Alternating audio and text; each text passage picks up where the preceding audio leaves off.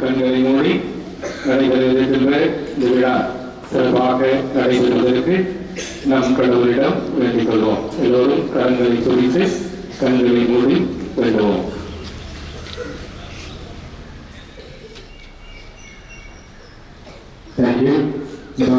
மாணவிகளை ஆசிரியர் சொல்லுகின்றபடி நீங்கள் எங்கு அமர வேண்டுமோ அந்த அமர்ந்து இந்த விழா சிறப்பாக அமைவதற்கு ஒத்துழைப்பு கொடுக்க வேண்டும். பல ஆண்டுகளாக நம்முடைய பள்ளியிலே பணியாற்றி ஓய்வு பெறுகின்ற ஆசிரியர் பெருமக்களுக்கு நாம் கொடுக்கின்ற இந்த அன்பு காணிக்கை இதனால் செய்தாலும் நாம் அவர்களிடமிருந்து கற்றுக்கொண்டதை நாம் இப்பொழுது வெளிப்படுத்துகின்ற அருமையான நேரம். எனவே அவர்களுக்கு நாம் மதிப்பு மரியாதை வைத்திருக்கின்றோம் என்பதை இந்த நல்ல முறையிலே இந்த விழாவிலே கலந்து கொள்வதன் மூலமாக நாம் வெளிப்படுத்த முடியும். இதனை மனதில் வைத்து இந்த விழா சிறக்க உங்கள் ஒவ்வொருவருக்கும் மனமார்ந்த வாழ்த்துக்களையும் நன்றியையும் தெரிவித்துக் கொள்கின்றேன்.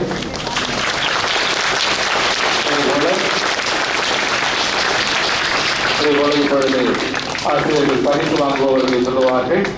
அந்த அவர்கள் மட்டும் எங்கே நிற்க வேண்டுமோ அங்கு நின்றுங்கள். மற்றவர்கள் உங்களுக்கு குறிக்கப்பட்ட இடங்களிலே நின்று அமைதியாக இந்த விழா சிறக்க ஒத்துழையுங்கள். தேங்க்யூ.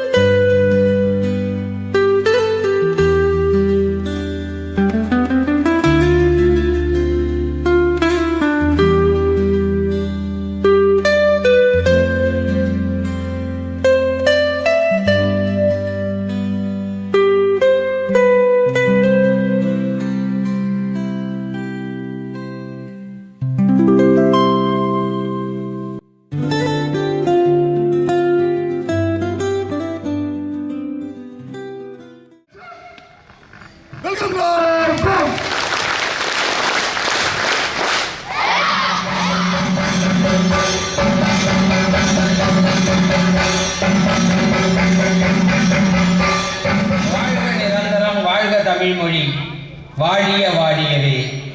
வானமளந்த அனைத்தையும் அளந்திடும் வன்மொழி வாழியவே. எங்கள் தமிழ்மொழி எங்கள் தமிழ்மொழி என்றென்றும் வாழியவே என வாழ்த்தி தொடங்குகிறேன். இதோ தமிழ்த்தாய் வாழ்த்து பாடுவதற்கு நம்முடைய மாணவிகள் அனைவரும் அமைதியாக மரிய வணக்கத்துடன் எழுந்து நிற்கவும். மாணவர்கள் அமைதியுடன் எழுந்து நிற்கவும்.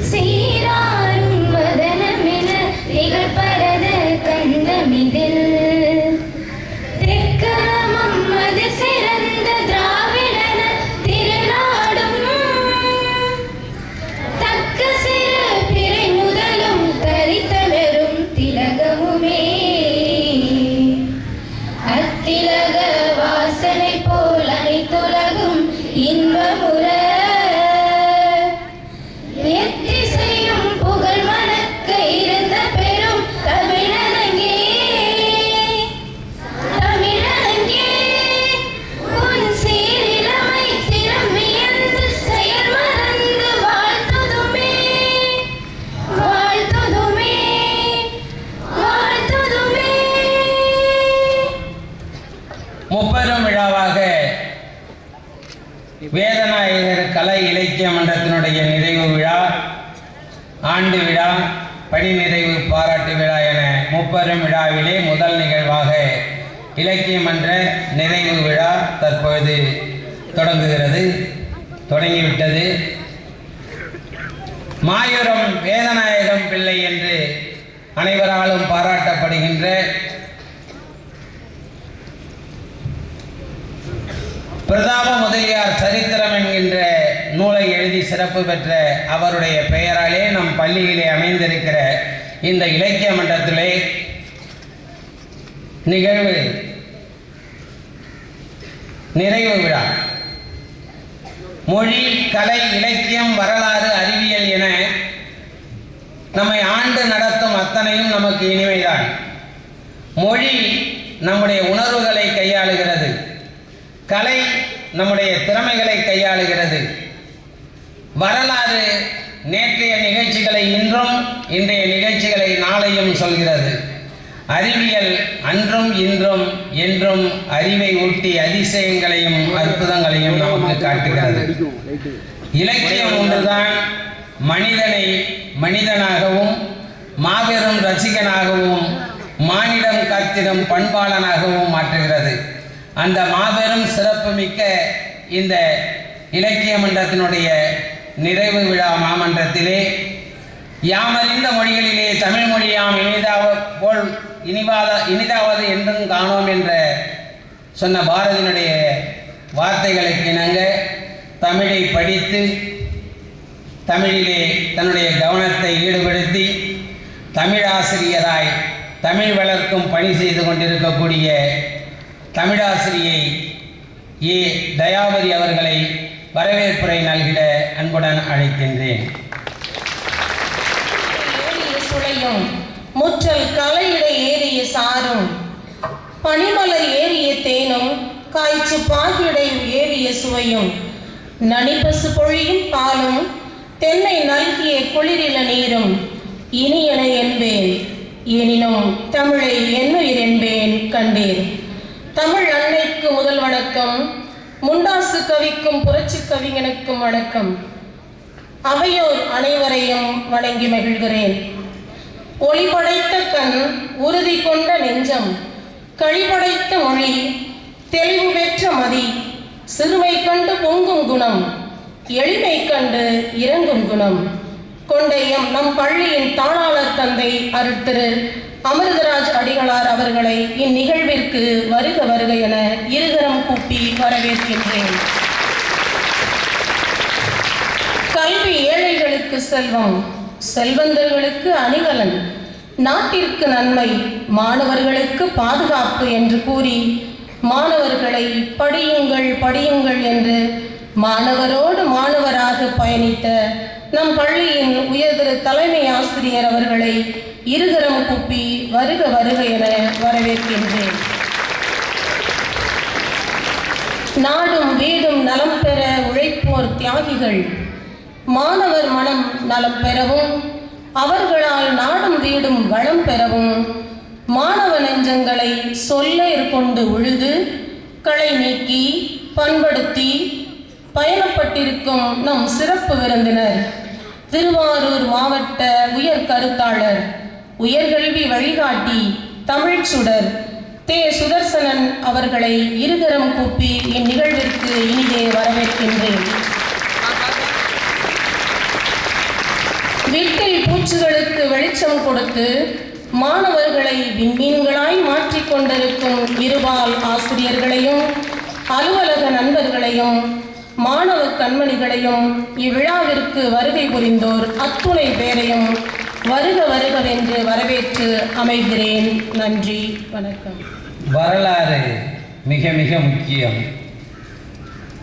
கடந்து வந்திருக்கிற 2024 2025 ஆண்டினுடைய ஆண்டு அறிக்கையை வாசிப்பதிலே பெருமிதம் கொள்கிறேன். ஆண்டு அறிக்கை: சொல்லின் செல்வராய் கலையையும் இலக்கியத்தையும் இரு கண்களாக கருதிய பிரதாப முதலியார் சரித்திரம் எனும் முதல் புதினத்தை எழுதி சிறப்பு பெற்ற மாயூரம் வேதநாயகம் பிள்ளை அவர்களது பெயரை கொண்டு எம் பள்ளியில் இயங்கும் வேதநாயகர்கள் கலை இலக்கிய மன்றத்தின் ஆண்டு அறிக்கையை வாசித்து சமர்ப்பிப்பதில் இலக்கிய மன்ற செயலராக பெருமிதம் அடைகிறேன். 15/7/2024 அன்று காமராஜர் பிறந்த நாள் விழா, தமிழ்நாடு நாள் விழா, இலக்கிய மன்ற துவக்க விழா என முப்பெரும் விழாவாக இலக்கிய மன்றத்தின் துவக்க விழா சீரும் சிறப்புமாக கொண்டாடப்பட்டது. அன்றைய தினம் இலக்கிய மன்ற துவக்க விழாவினுடைய சிறப்பு விருந்தினராக எம் பள்ளியின் முன்னாள் மாணவரும் எம் பள்ளியின் முன்னாள் ஆசிரியருமான திரு H. ஷேக் முஹைதீன் அவர்கள் கலந்து கொண்டார்.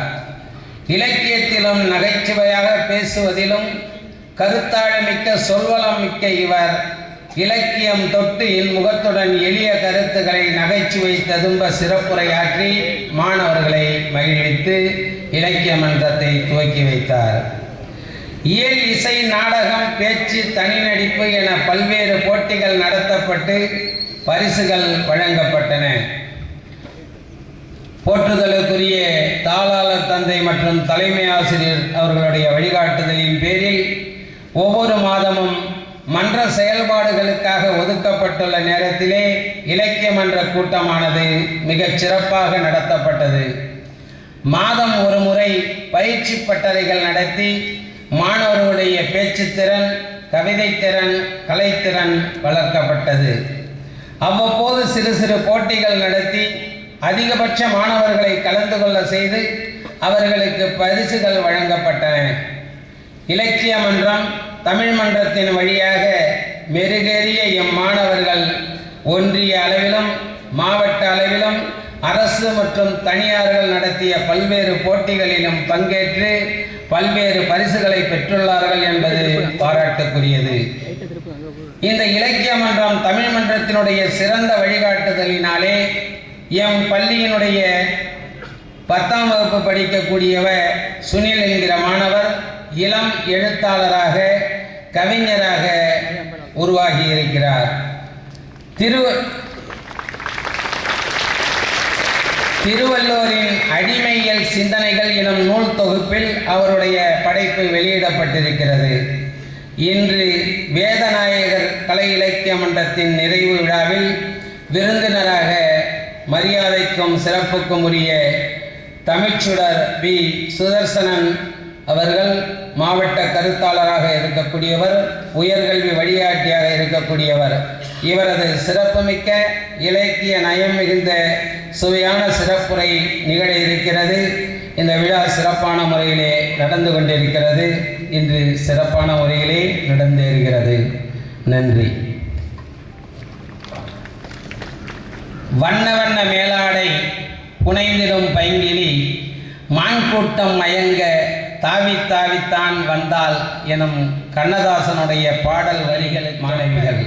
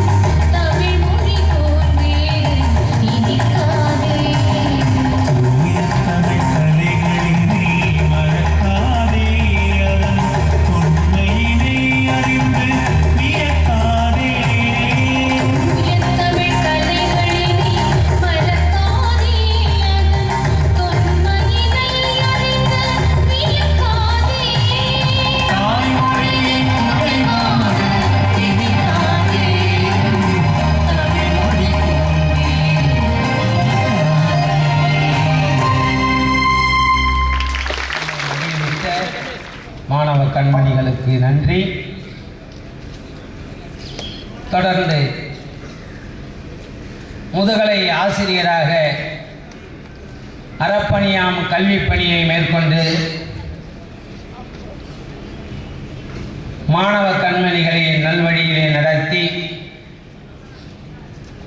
அவர்களுக்கு நல்லுரைகள் அறிவுரைகள் கூறி ஆற்றுப்படுத்துகிற அற்புதமான பணியை செய்து கொண்டிருக்கக்கூடியவர் தான் நம்முடைய சிறப்பு விருந்தினராக வருகை தந்திருக்கக்கூடியவர். கல்லூரி காலத்திலேயே முன்னாள் தமிழக முதல்வருடைய கலைஞர் மு கருணாநிதி அவர்களுடைய கரங்களிலே அவரிடமிருந்து கவிதை ஒப்புவித்தல் போட்டிக்காக பல ஆண்டுகளுக்கு முன்பாகவே பரிசு பெற்றவர். பட்டிமன்றங்கள் இலக்கிய கூட்டங்களிலே உரையாற்றி மிகுந்த அளவிலே அனைவருடைய மனதிலும் பதிந்து போயிருக்கிறவர்.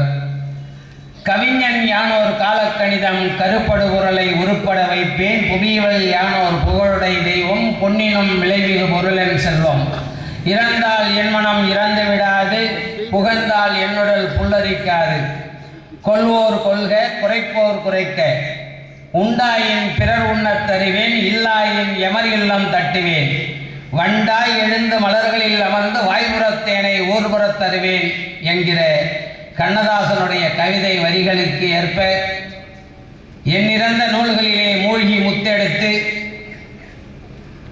இலக்கியங்களை படித்து தேன் சுவையை வண்டுபோல் அறிந்து அனுபவித்து தன்னுடைய அனுபவங்களையும் இலக்கிய செறிவுகளையும் உங்களிடையே பகிர்ந்து கொள்ள இலக்கியம் என்ற விழாவினுடைய சிறப்புரையாற்ற மரியாதைக்கும் போற்றுதலுக்கும் உரிய மாவட்ட கருத்தாளராக இருக்கக்கூடிய உயர்கல்வி வழிகாட்டி திரு தே சுதர்சனன் அவர்களை வருக வருக என மேடைக்கு அன்போடு அழைக்கிறேன். சரியா?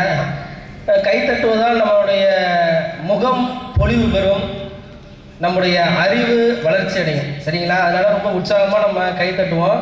நான் சொன்ன நிபந்தனையை மனசில் வச்சுக்கணும். சரியா? டெஸ்ட் பண்ணி பார்த்துருவோமா? Ready to. நான் 3ன்னு சொல்லும்போது தட்டுன்னு சொன்னேன். சரிங்களா? அப்படி தான் ஆயிடும். நம்ம பொதுத் தேர்வு எழுத போகிற நிலையில் இருக்கோம். இன்னும் ஒரு 50 நாட்கள் தான் இருக்குது. தேர்வுத்தாலும் இப்படி தான் வரும். இதுதான் பதிலாக இருக்கும் அப்படின்னு நினச்சிக்கிட்டு நம்ம இருப்போம். ஆனால் அந்த விடையில் ஒரு ட்விஸ்ட் வச்சுருப்பாங்க. கேள்வி 4 பதில்கள் கொடுத்துறது ஒரு ட்விஸ்ட் வச்சுருப்பாங்க. நம்ம மாற்றி எழுதிடுவோம். எனவே எப்போ எப்படி இருக்கணும்? விழிப்புணர்வாக இருக்கும். சரிங்களா? மறுபடியும் டெஸ்ட் பண்ணி பார்த்துருவோம். ரெடி 1. அப்பா பயங்கரம். நான் 2-3 இடத்துல நான் டெஸ்ட் பண்ணி பார்த்துருக்கேன். 2வது முறையும் மிக அதிக மாணவர்கள் கைத்தட்டி தான் நான் பார்த்துருக்கேன். உண்மையாகவே பள்ளங்கோயில் ஜான் டி பிரிட்டோ மாணவர்கள் அறிவில் சிறந்தவர்கள், ஆற்றலில் சிறந்தவர்கள், ஒழுக்கத்தில் சிறந்தவர்கள் என்பதை மெய்ப்பிக்க வண்ணமாக ரொம்ப அற்புதமாக இருக்கீங்க. சரிங்களா? சரி, இப்படி வச்சுப்போம். நான் என்ன சொல்கிறேன்னா அதை மட்டும் செய்ய பார்ப்போம். சரியா? இப்போ எப்படி இருக்குன்னு பார்த்துக்கலாம். 2 முறை கை தட்டுங்க. 2 முறை சொடக்கு போடுங்க. 2 முறை கை தட்டு, 2 சொடக்கு, 2 கை தட்டு, 2 சொடக்கு. எல்லாரும் உங்க ஆள்கட்டர்ல காட்டுங்க.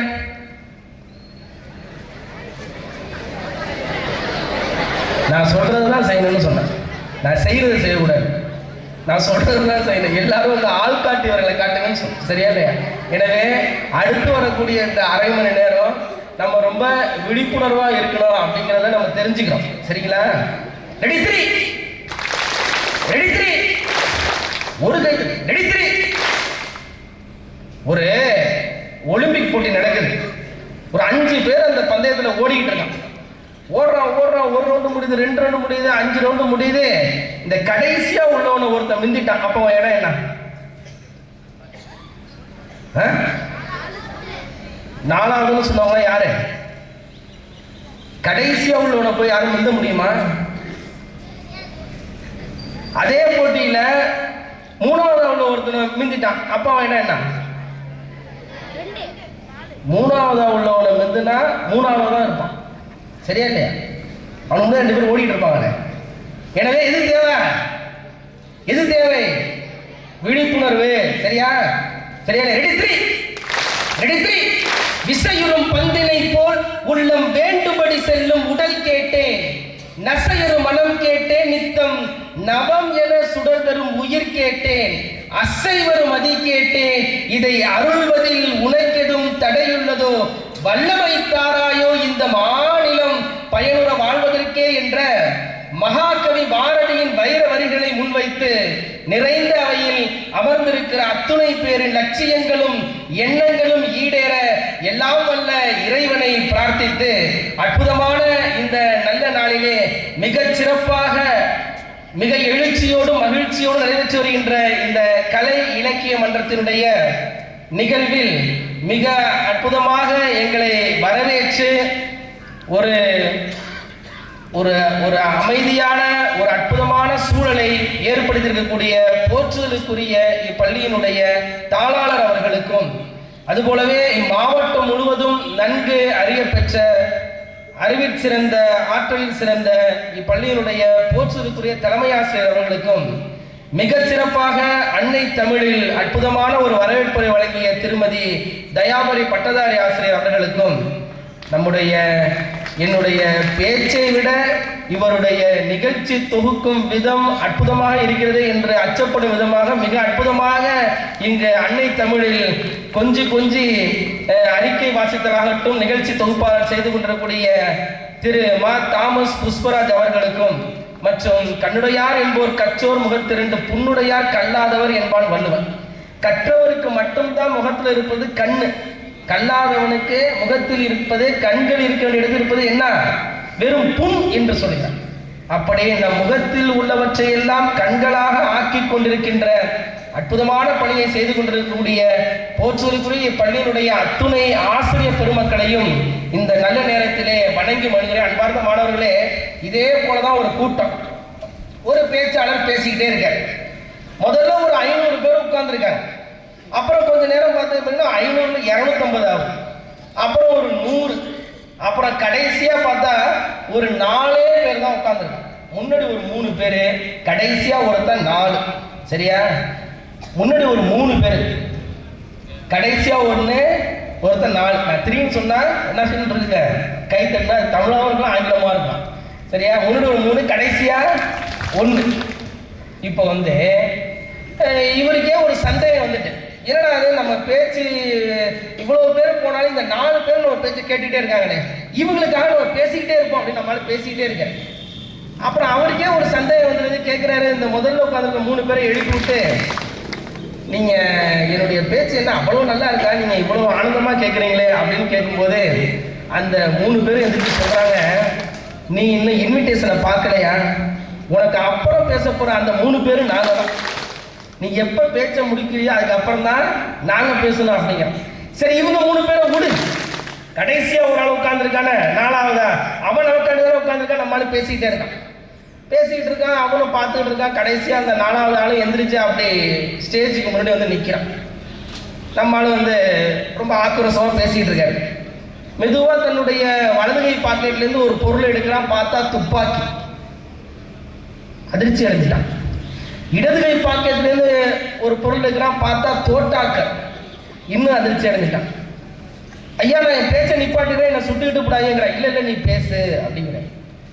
சரி, நம்மளால பேசுறான். அந்த துப்பாக்கியை எடுத்து ஒவ்வொரு தோட்டாவா லோட் பண்ணிக்கிட்டு இருக்கான். இவருக்கு ஒரு உண்மையிலே ரொம்ப விடவிடன்னு ஆகிட்டு கை காலம் நடுக்க ஆரம்பிச்சுட்டு, என்னை விட்டுருங்க ஐயா, நான் இதோட என் பேச்சை நிப்பாட்டிடுறேன், என்னை ஒன்றும் சுட்டுறாதீங்க அப்படிங்கிறான். அதுக்கு அந்த ஆளு சொல்றான், தம்பி நான் ஏன் ஒன்ன சொல்றேன், உன்னையெல்லாம் ஒரு பேச்சாளர்னு சொல்லி இங்க ஒருத்தன் அழைச்சிட்டு வந்தான்பா, அவன் எங்க இருக்கான்னு பார்த்தா அவரை தான் நான் சுட போறேன் அப்படின்னு சொல்றான். அன்பார்ந்த மாணவ கண்மணிகளே, அப்படி ஒரு நிலைமை இப்பள்ளியினுடைய போற்றுதலுக்குரிய ஆசிரியர் பெருந்தகை திரு விக்டர் சாருக்கு வந்து விடாது என்ற அந்த ஒரு உத்தரவாதத்தையும் இந்த நல்ல நேரத்திலே நான் உங்களுக்கு எல்லாம் சொல்லி, இங்க ரொம்ப அற்புதமா தமிழுடைய அருமையை பற்றி சொன்னாங்க. ஒரு 2000 ஆண்டுகளுக்கு முன்பு கிரேக்க நாட்டில் என்ன சொல்லப்பட்டது என்று சொன்னால், கிரேக்க மொழி பேச தெரிந்தவர்கள் மட்டும்தான் மனிதர்கள், மற்றவர்கள் எல்லாம் விலங்குகள் என்று சொல்லப்பட்டது. சீன மொழி பேச தெரிந்தவர்கள் மட்டும்தான் கடவுளின் குழந்தைகள், மற்றவர்கள் எல்லாம் சாத்தான்கள் என்று சொல்லப்பட்டது. 2000 ஆண்டுகளுக்கு முன்பு ஜப்பானிய மொழியில் ஜப்பான் மொழி பேச தெரிந்தவர்கள் மட்டும்தான் பேச தெரிந்தவர்கள், மற்றவர்கள் எல்லாம் ஊமைகள் என்று சொல்லப்பட்டது. அராபிய மொழி பேச தெரிந்தவர்கள் மட்டும்தான் மனிதர்கள், மற்றவர்கள் எல்லாம் விலங்குகளுக்கு ஒப்பானவர்கள் என்று ஒவ்வொரு மொழியிலும் இவ்வாறு 2000 ஆண்டுகளுக்கு முன்பு இருந்த 5-6 மொழிகளில் சொல்லப்பட்டு வந்தது. அன்பானவர்களே, 2000 ஆண்டுகளுக்கு முன்பு நம் அன்னை தமிழில் என்ன சொல்லப்பட்டது என்று சொன்னால், யாதும் ஊரே யாவரும் கேளீர். இந்த உலகில் உள்ள அனைவரும் நம்முடைய உறவினர்கள், இந்த உலகில் உள்ள அனைத்து ஊரும் அனைத்து நாடும் என்னுடைய நாடு என்னுடைய ஊர் என்ற ஒரு பரந்தப்பட்ட சிந்தனையை 2000 ஆண்டுகளுக்கு முன்பு விதைத்து சென்றது நம்முடைய தமிழ் மொழி என்று சொன்னால், தமிழராக நாம் ஒவ்வொருவரும் பெருமைப்பட்டுக் கொள்ள வேண்டிய நேரம். அதாவது நம்ம சொல்லுவோம், நம்ம இந்த தமிழ் மட்டும்தான் ரொம்ப சிறப்பாக நகரம்னா மூணு நகரம். அதுல சிறப்பு நகரம் ரொம்ப விழிப்புணர்வு. சிறப்பு நகரம் அப்படியே நாக்க எப்படி மடிக்கணும், 180 டிகிரி மடிச்சு எங்க தொடணும், மேலெண்ணத்தை தொட்டு ரொம்ப கடினமா சொல்லக்கூடிய ஒரு எழுத்து சிறப்பு நகரம். இல்லை எந்த மொழியிலுமே இப்படிலாம் இல்லை, ஏன்டா இப்படி கஷ்டப்படுத்துறீங்க அப்படின்னு நம்ம நினைப்போம்.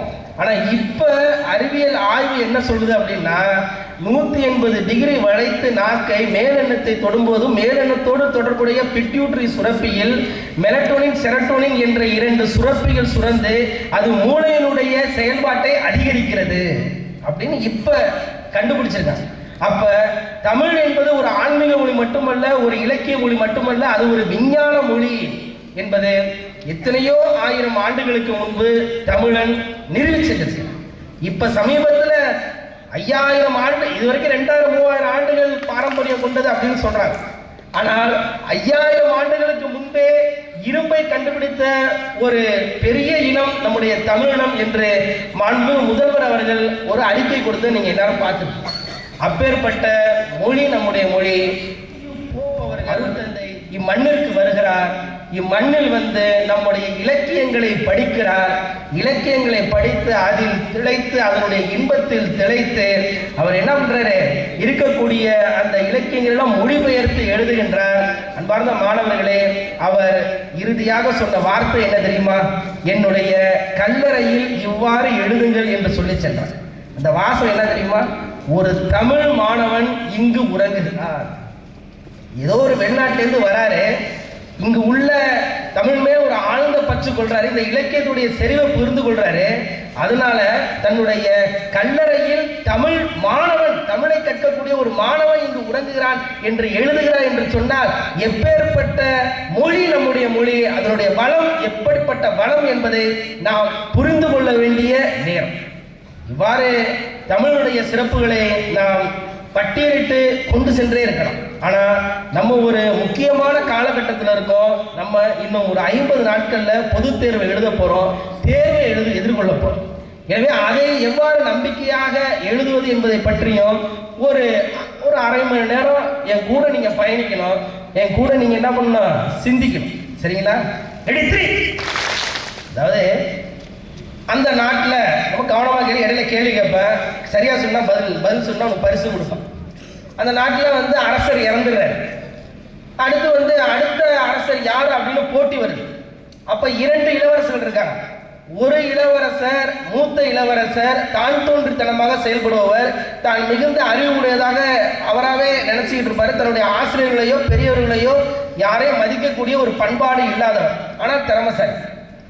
2வது இளவரசர் தன்னுடைய ஆசிரியர் மீதும் பெரியவர் மீதும் மிகப்பெரிய நம்பிக்கை வைப்பவர், அவர்களை தெய்வமாக தொழுபவர். இப்படி 2 பேர் இருக்காங்க. 2 பேரையுமே ராஜகுரு மைதானத்துக்கு வர சொல்ற. வர சொல்லி ரெடியா எல்லாரும் வில்லை அம்பை எடுத்துங்க. 2 பேரும் எடுத்துக்கிறாங்க. தூரத்துல தெரியுது பாரு மான், அதை நீங்க வீழ்த்தணும் அப்படின்னு சொல்றாரு. ஒரே அம்புலே வீழ்த்தணும் அப்படிங்கிறார். 2 இளவரசர்கள் தங்களுடைய வில்லை எடுத்து அம்பை பூட்டி ரொம்ப சரியான குறிப்பாக்குறாங்க. அப்ப ராஜகுரு ஒரு ட்விஸ்ட் வைக்கிறார். நீ விடக்கூடிய அம்பானது ஒரே நேரத்தில் மானினுடைய காதையும் துளைக்க வேண்டும், காலையும் துளைக்க வேண்டும் அப்படிங்கிற. இது எப்படி சாத்தியம்? மானுடைய காது எங்க இருக்கு? மேல இருக்கு. கால் எங்க இருக்கு?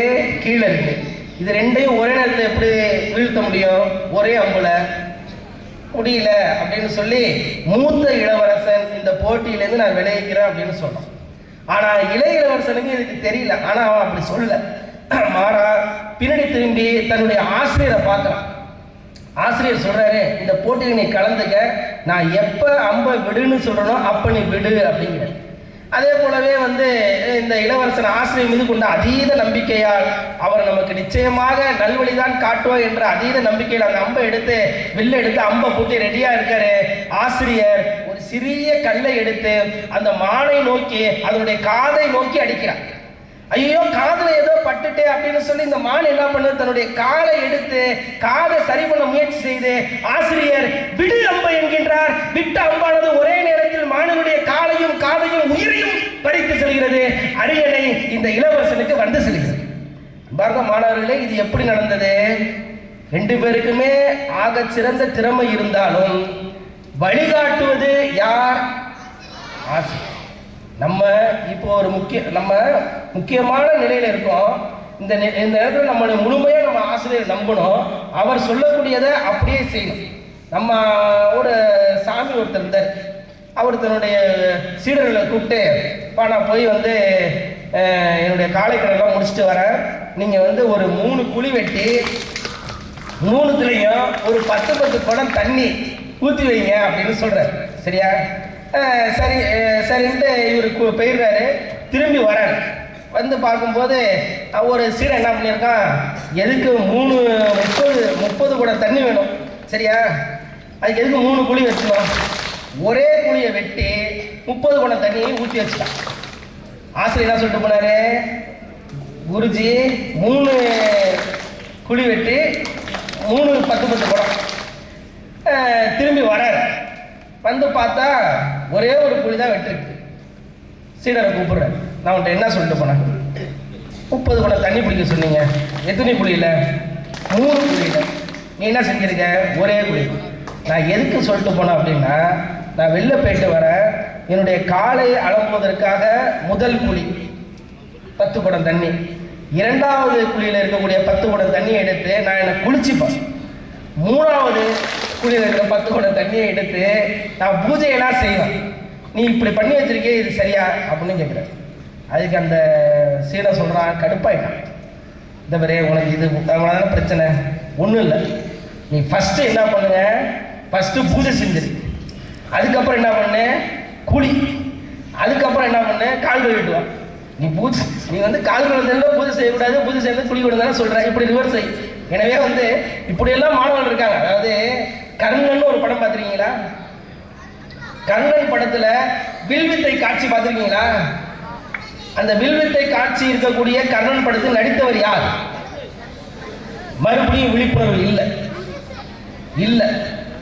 கர்ணன் அதாவது தனுஷ் நடித்த கர்ணன் படத்துல எங்க இருக்கு வில்வித்தை காட்சி? நான் சொல்றது சிவாஜி நடித்த கர்ணன் படத்துல. சரியா?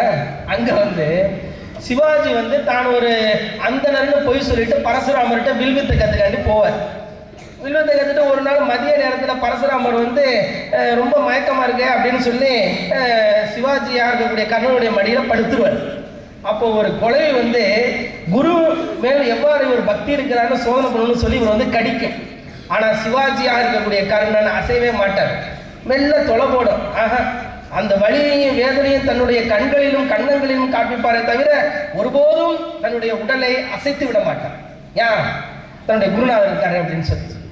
அப்புறமா அவர் எந்திரிச்சு பார்ப்பாரு. எந்திரிச்சு பார்த்து எங்க பார்த்தாலும் ஒரே ரத்தமா இருக்கும். என்ன நடந்ததுன்னு கேட்பாரு. இவ்வளவு வலியை தாங்கக்கூடியவன் அந்தனா இருக்க முடியாதுன்னு சொல்லுவார். அது ஒரு பழைய கதை, அப்படியே விட்டுருங்க. இப்போ ஒரு கதை. இந்த காலத்துல இதே போல ஒரு ஆசிரியர் காலையிலேருந்து மதியம் வரைக்கும் ஒரே ஒரு மாணவனை வச்சு, தோல்வி அடைந்த ஒரு மாணவனை வச்சு பாடம் எடுக்கிறேன். சரியா? பாடம் எடுத்துட்டு அவருக்கு மதியம் சாப்பிட்டதுக்கப்புறம் லேசாக ஒரு உறக்க வர மாதிரி இருக்கு. மெல்ல சாயிறாரு. மாணவனுடைய மடி இருக்கு, படுத்துடுறேன். இப்போ இந்த கர்ணன் காலத்தில் ஒரு குழவி சொன்னேன்னா, அதோட பேத்தி குழவி இங்கே தான் சுற்றிக்கிட்டு. அது இந்த காலத்தில் குருபக்தி எப்படி இருக்கு அப்படின்னு சோதனை பண்ணணும்னு சொல்லி அப்படி வருது. நம்ம பயில்கிட்ட சொல்கிறான், இந்த மாதிரி என்கிட்ட தான் வச்சுக்காது, நான் அதுக்கெல்லாம் ஆளு கிடையாதுன்னு சொல்கிறோம். மீறியும் அந்த கொலையை இவனை கடிக்குது. நம்மளால அசைல. இந்த பக்கம் ஆசிரியர் இருக்காரு, இந்த பக்கம் கடிக்குது. மெல்ல தொலைப்படுது, அப்படியே உட்காந்துருக்கும். அப்படியே ஆழமா தொலைப்படுது. ஒரு தொடையினுடைய ஒரு பகுதியில் போட்டு மறுபகுதியாக வெளியில வருது. அப்போ அப்படியே உட்காந்துருக்கான் சார். கடைசியா ஆசிரியர் உறக்கம் தெளிந்து விழித்து பார்க்குறா. எங்க பார்த்தாலும் ஒரே ரத்தம். ஏன்னா இப்படி ஆயிடுச்சு அப்படின்னு கேட்கிறாரு. ஐயா, இந்த மாதிரி கொலை கடிச்சிட்டீங்க ஐயா. இல்லை, இந்த வலியை வேதனை நீ எப்படா தாங்கிட்ட அப்படின்னு கேட்கிறாரு. ஐயா, இந்த வலியை வேதனை நான் தாங்கிக்க முடியுதுங்க ஐயா. இந்த வழியாக நான் அசைறதுனால உங்க தூக்கம் கேட்டு நீங்க பாட்டில் எழுந்திரிச்சு பாடம் நடத்த ஆரம்பிச்சிட்டீங்கன்னா அந்த வழியை எங்களால தாங்கிக்க முடியாது. அதுக்கு இந்த வழி எவ்வளவு எந்த காரணம் சொல்றேன்னா, இவர் விளையாட்டுக்காக இது சொன்னாலும் மாணவருடைய மனநிலை சில சமயம் அவ்வாறு இருக்கிறது. ஆனால் அது இருக்கக்கூடாது. சரியா? நான் முன்பு சொன்னது போல ஆசிரியர்கள் நமக்கு மிகச்சிறந்த வழியை காட்டுவார்கள் அப்படின்னு. சரியா இல்லையா? அதாவது மாவீரன் அலெக்சாண்டர் இருந்தாரு, அவருடைய ஆசிரியர் அரிஸ்டாட்டில். 2 பேரும் ஒரு முறை போறாங்க. போகும்போது அலெக்சாண்டரை விட்டுட்டு பின்னாடி எல்லா அரிஸ்டாட்டில கும்பிட்டுட்டே இருக்காங்க.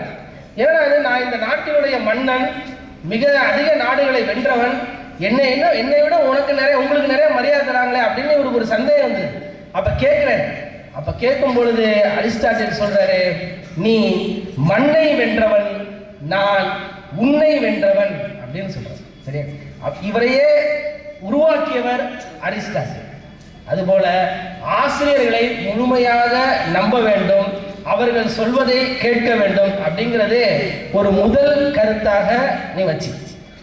அடுத்து இப்ப உங்களை போல 10ஆம் வகுப்புல நானும் 10ஆம் வகுப்பு படிச்சுட்டு இருக்கேன். இதே போல ஒரு சூழல் தான். 2ஆம் திருப்புதல் தேர்வு முடிந்து தேர்வுக்கு ஏறக்குறைய 50 நாட்கள் இருக்கும்போது என்னுடைய ஆசிரியர் வாசு ஆண்கள் மேல்நிலைப் பள்ளியில திரு எம்.வி. பாலசுப்ரமணியன் இருக்கார், அறிவியல் ஆசிரியர். அவர் வகுப்பு வந்தார். இந்த ஆண்டு அறிவியல் பாடத்தில் முதல் மதிப்பெண் பெறப்போகிற மாணவன் யார் அப்படின்னு கேட்கிறார். வழக்கம் போல எங்க ஸ்கூல்ல ஒரு பையன் இருப்பான், சந்தான கிருஷ்ணன் பேரு. அவன் தான் முதல் மதிப்பெண் வாங்குவான். அவன் கை தூக்குனான்.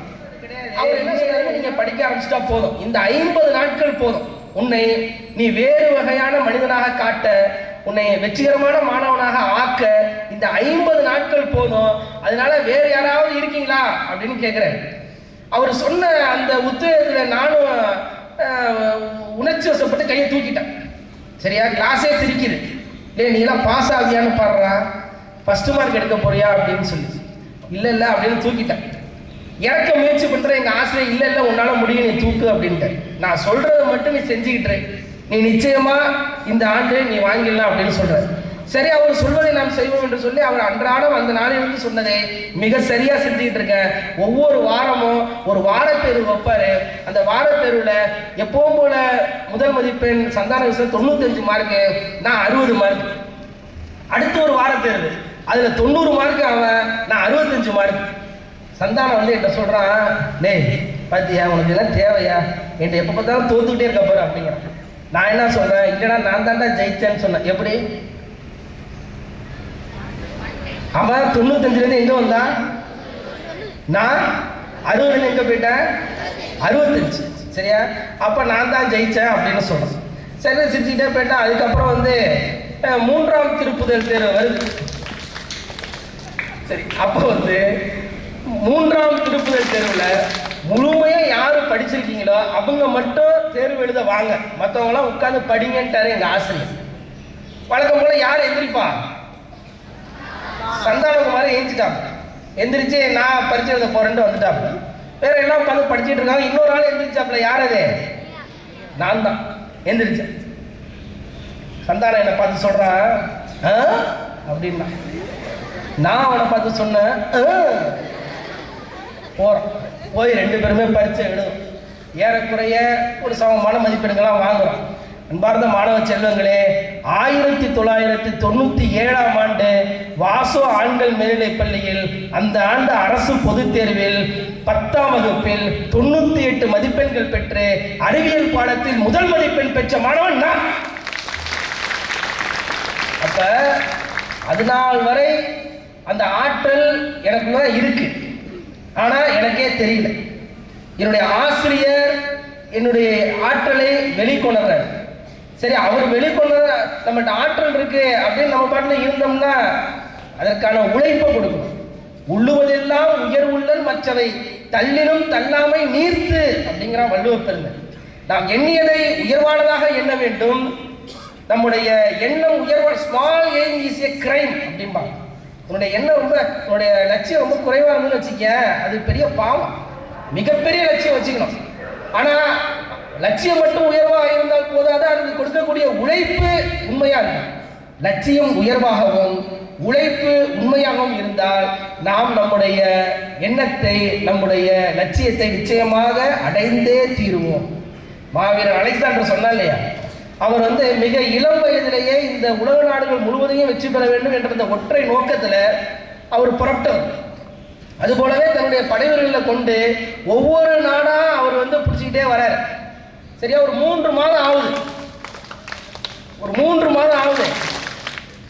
வீரர்கள்லாம் கொஞ்சம் சோர்ந்து போயிட்டாங்க. சோர்ந்து போன அப்புறம் இனி எங்களால் போர் செய்ய முடியாது மன்னா அப்படின்ற மாதிரி ஒரு நிலைக்கு வந்துட்டாங்க. என்ன காரணம் கேட்டால், தொடர்ச்சியாக போர் செய்தது, அப்புறம் இனி எதிர்கொள்ளக்கூடிய நாடு என்பது மிகப்பெரிய நாடு, அதை நம்ம போய் எதிர்த்து வெல்ல முடியாது, சோர்ந்து போயிருக்கோம் உடல்நிலை மனதில்நிலை அப்படின்னு சொல்லி அவங்க போய் தளபதிகிட்ட போய் சொல்கிறாங்க, எங்களால் இன்னும் போர் செய்ய முடியாது, ரொம்ப வீக்காக இருக்கும், ஃபீல் பண்ணுறோம் அப்படின்னு சொல்கிறாங்க.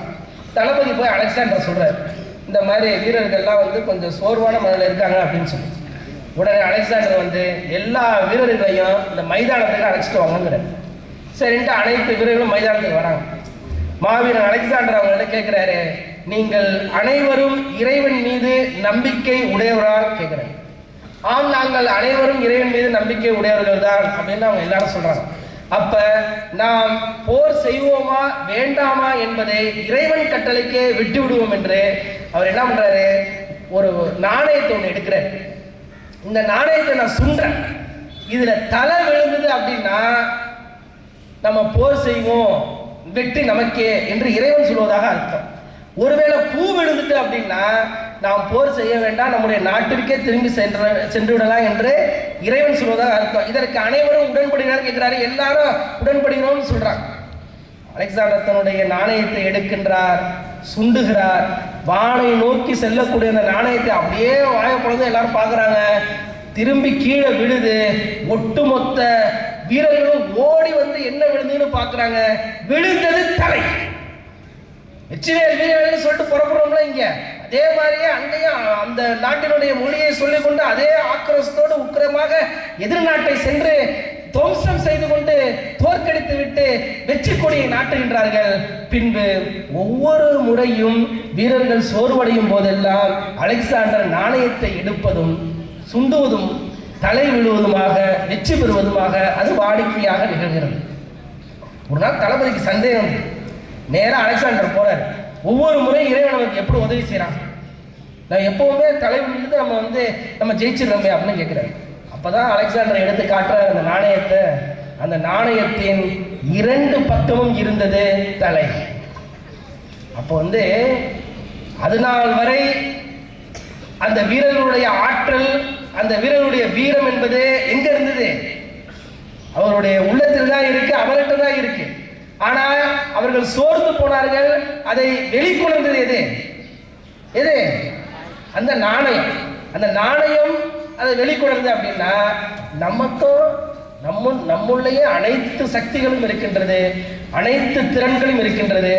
ஆனால் அதை வெளிக்கொணர்வதற்கு அலெக்சாண்டர் அந்த நாணயத்தை பயன்படுத்தினார்.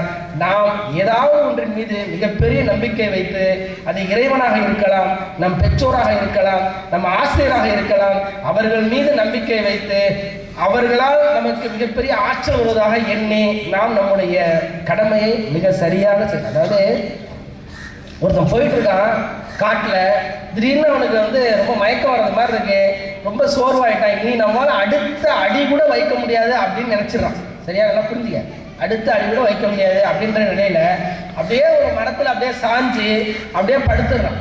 சரியா, அடுத்த அடி கூட எடுத்து வைக்க முடியாத நிலையில இப்போ ஒரு புலி அப்படி முகத்துக்கிட்ட நிற்கிது. கண்ணை திறந்து பார்க்குறான், எதிருக்கு புலி. ஐயோ புலி இருக்கு அப்படின்னு சொல்லி எடுத்தாம ஒரு ஓட்டம், புலியை தாண்டி ஓடி தப்பிச்சிடும். அப்ப அவ்வளவு பெரிய ஆற்றல் அது வரைக்கும் எங்க இருந்தது?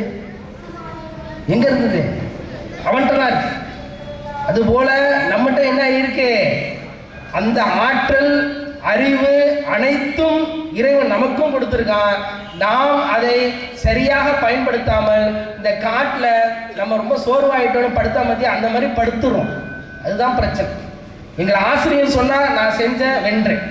அதுபோல நீயும் பயன்படுத்தி கொள்ள வேண்டும். சரிங்களா இல்லையா? ஒரு அதே ஆசிரியர் வந்து எங்களெல்லாம் பட்டாம்பூச்சி பூங்காக்கு அழைச்சிட்டு போறாரு. அப்புறம் எம்பி பாலசுப்ரமணியன் சார் அழைச்சிட்டு போறாரு. நிறைய பட்டாம்பூச்சிகள்லாம் பறக்குது. அதில் ஒரு மாணவன் என்ன பண்ணிடுறான், ஒரு பட்டாம்பூச்சி வந்து ரொம்ப அது பட்டாம்பூச்சி தன்னுடைய முந்தைய நிலை கூட்டுப்புழு நிலை இருக்கும். இந்த நிலை கூட்டுப்புழு நிலை இருக்கும். அதை சுற்றி ஓடு இருக்கும்.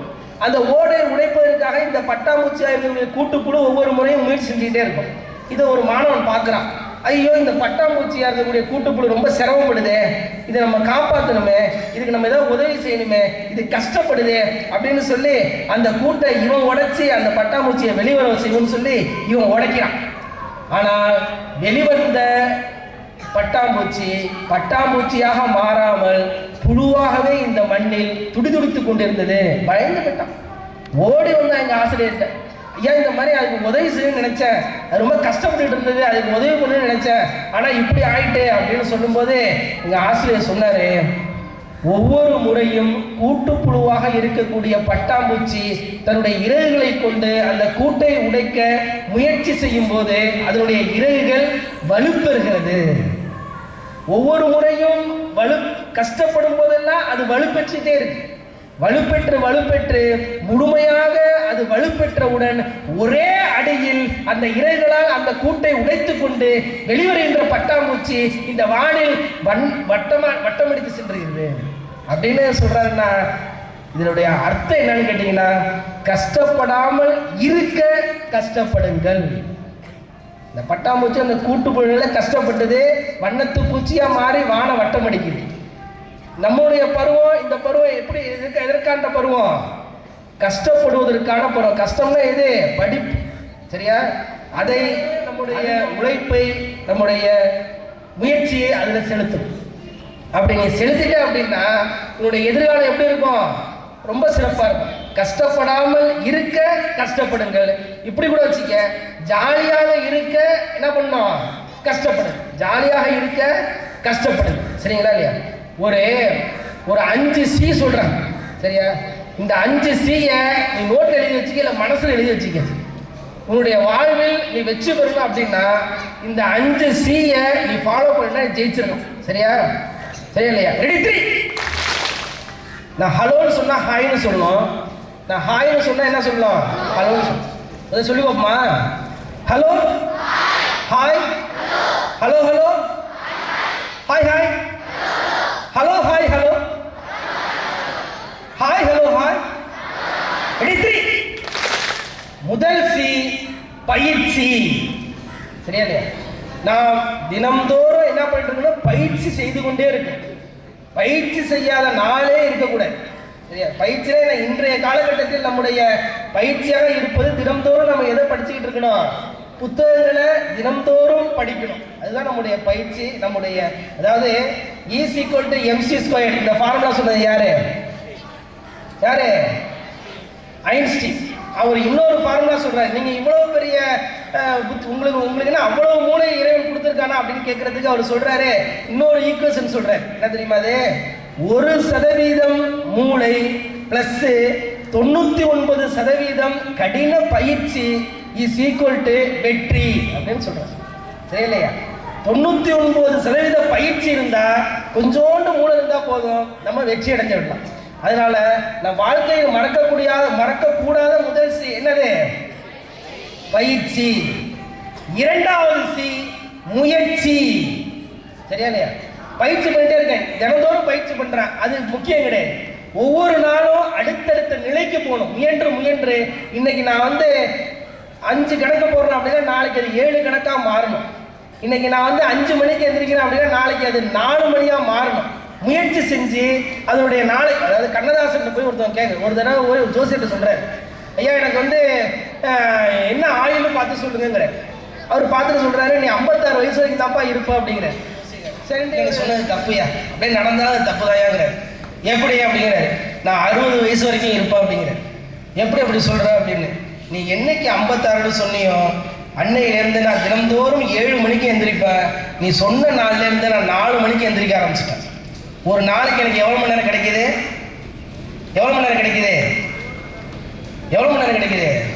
3 மணி நேரம். எவ்வளோ மணி நேரம்? 3 மணி நேரம். சரியா, 3 மணி நேரம் கிடைக்குது.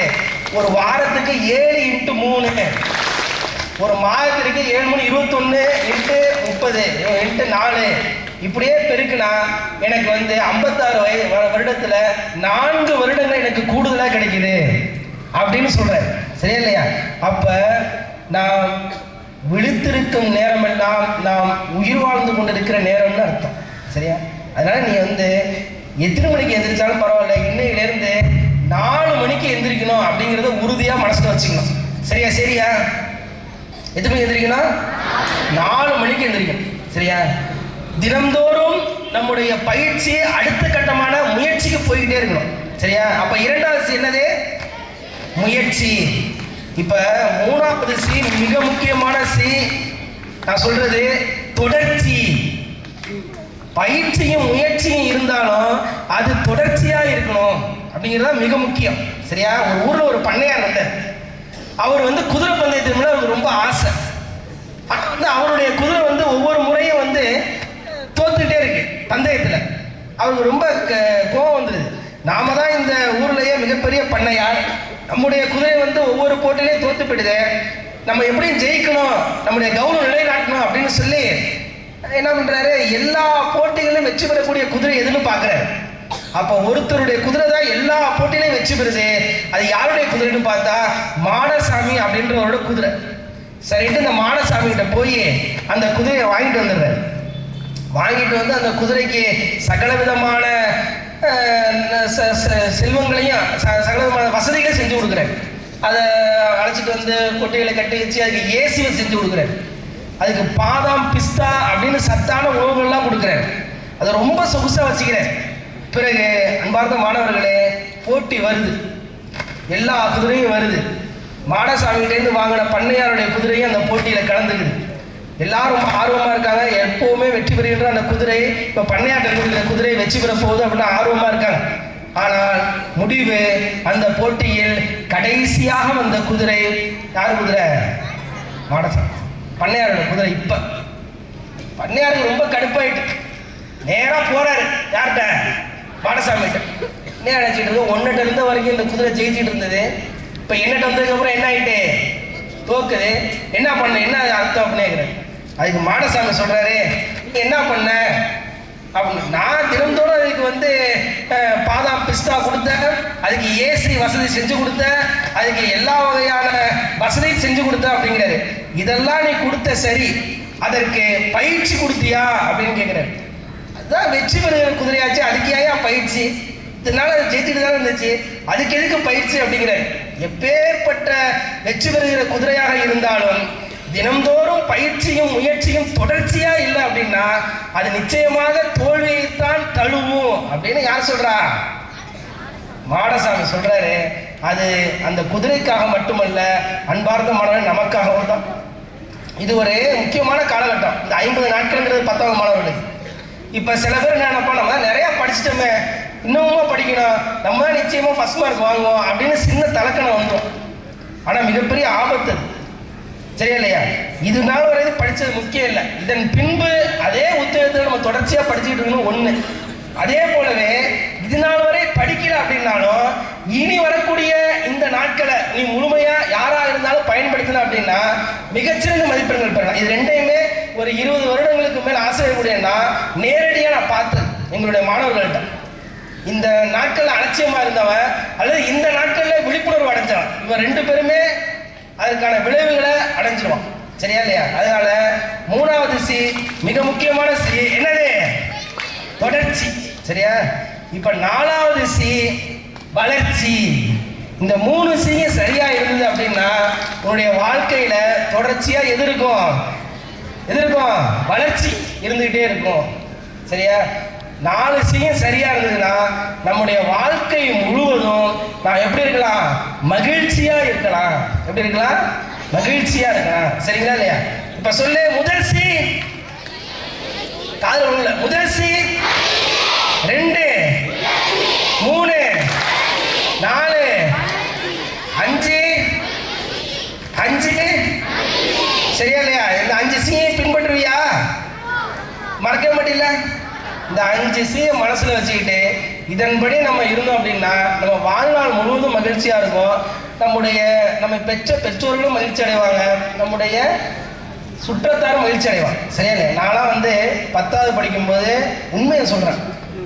எங்க ஆசிரியர் சொன்னாரு, காலைல எந்திரிச்சோன்னே உங்க அம்மாவோட காலை தூங்கிட்டு இருப்பாங்க, பரவாயில்ல, உங்க அம்மாவோட காலை தொட்டு கும்பிட்டுட்டு நீ படிக்க உட்காரு, அது பெரிய மேஜிக் பண்ணும், உனக்கு நல்ல மதிப்பெண் வரும்னாரு. அதை நான் உண்மையிலே அனுபவிச்சு. ஏன்னா அம்மாவை தவிர நம்மளை நல்லா இருக்குன்னு நினைக்க போற வேற யாரு?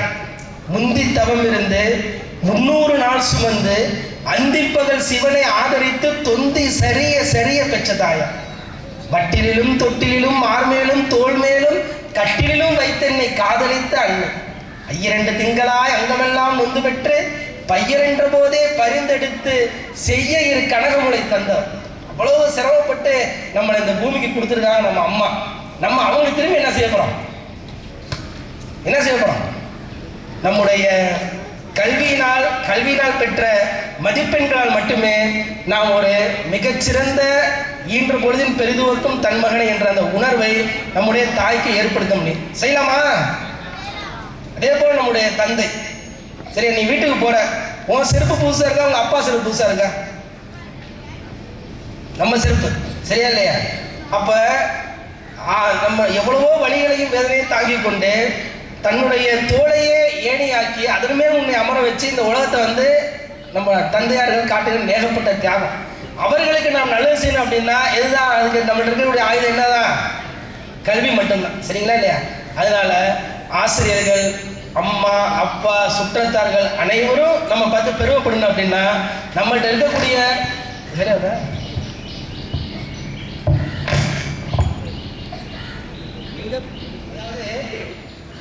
எந்த ஒரு சூழலும் நம்ம தவறான பாதையில் செல்லக்கூடாது. சரியாங்க?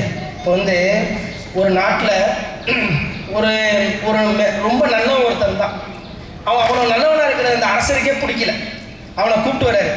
கூப்பிட்டு வந்து ஒரு 3 தீய பழக்கங்களை சொல்லி அதில் ஏதாவது ஒன்று நீ வந்து செய்யணும் அப்படிங்கிற.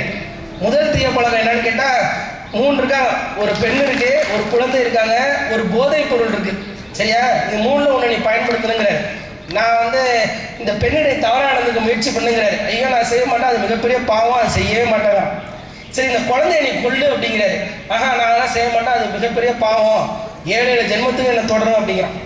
சரி அப்போ இந்த போதைப் பொருளை நீ எடுத்துக்க, இந்த 3த்துக்கு அது பரவாயில்லையா அப்படின்னு சொல்லி இந்த போதைப் பொருளை எடுத்து இந்த நாக்கு கடையில் வச்சுக்கிறாங்க பாரு சில பேர். அது மாதிரி வச்சுக்கிறான்.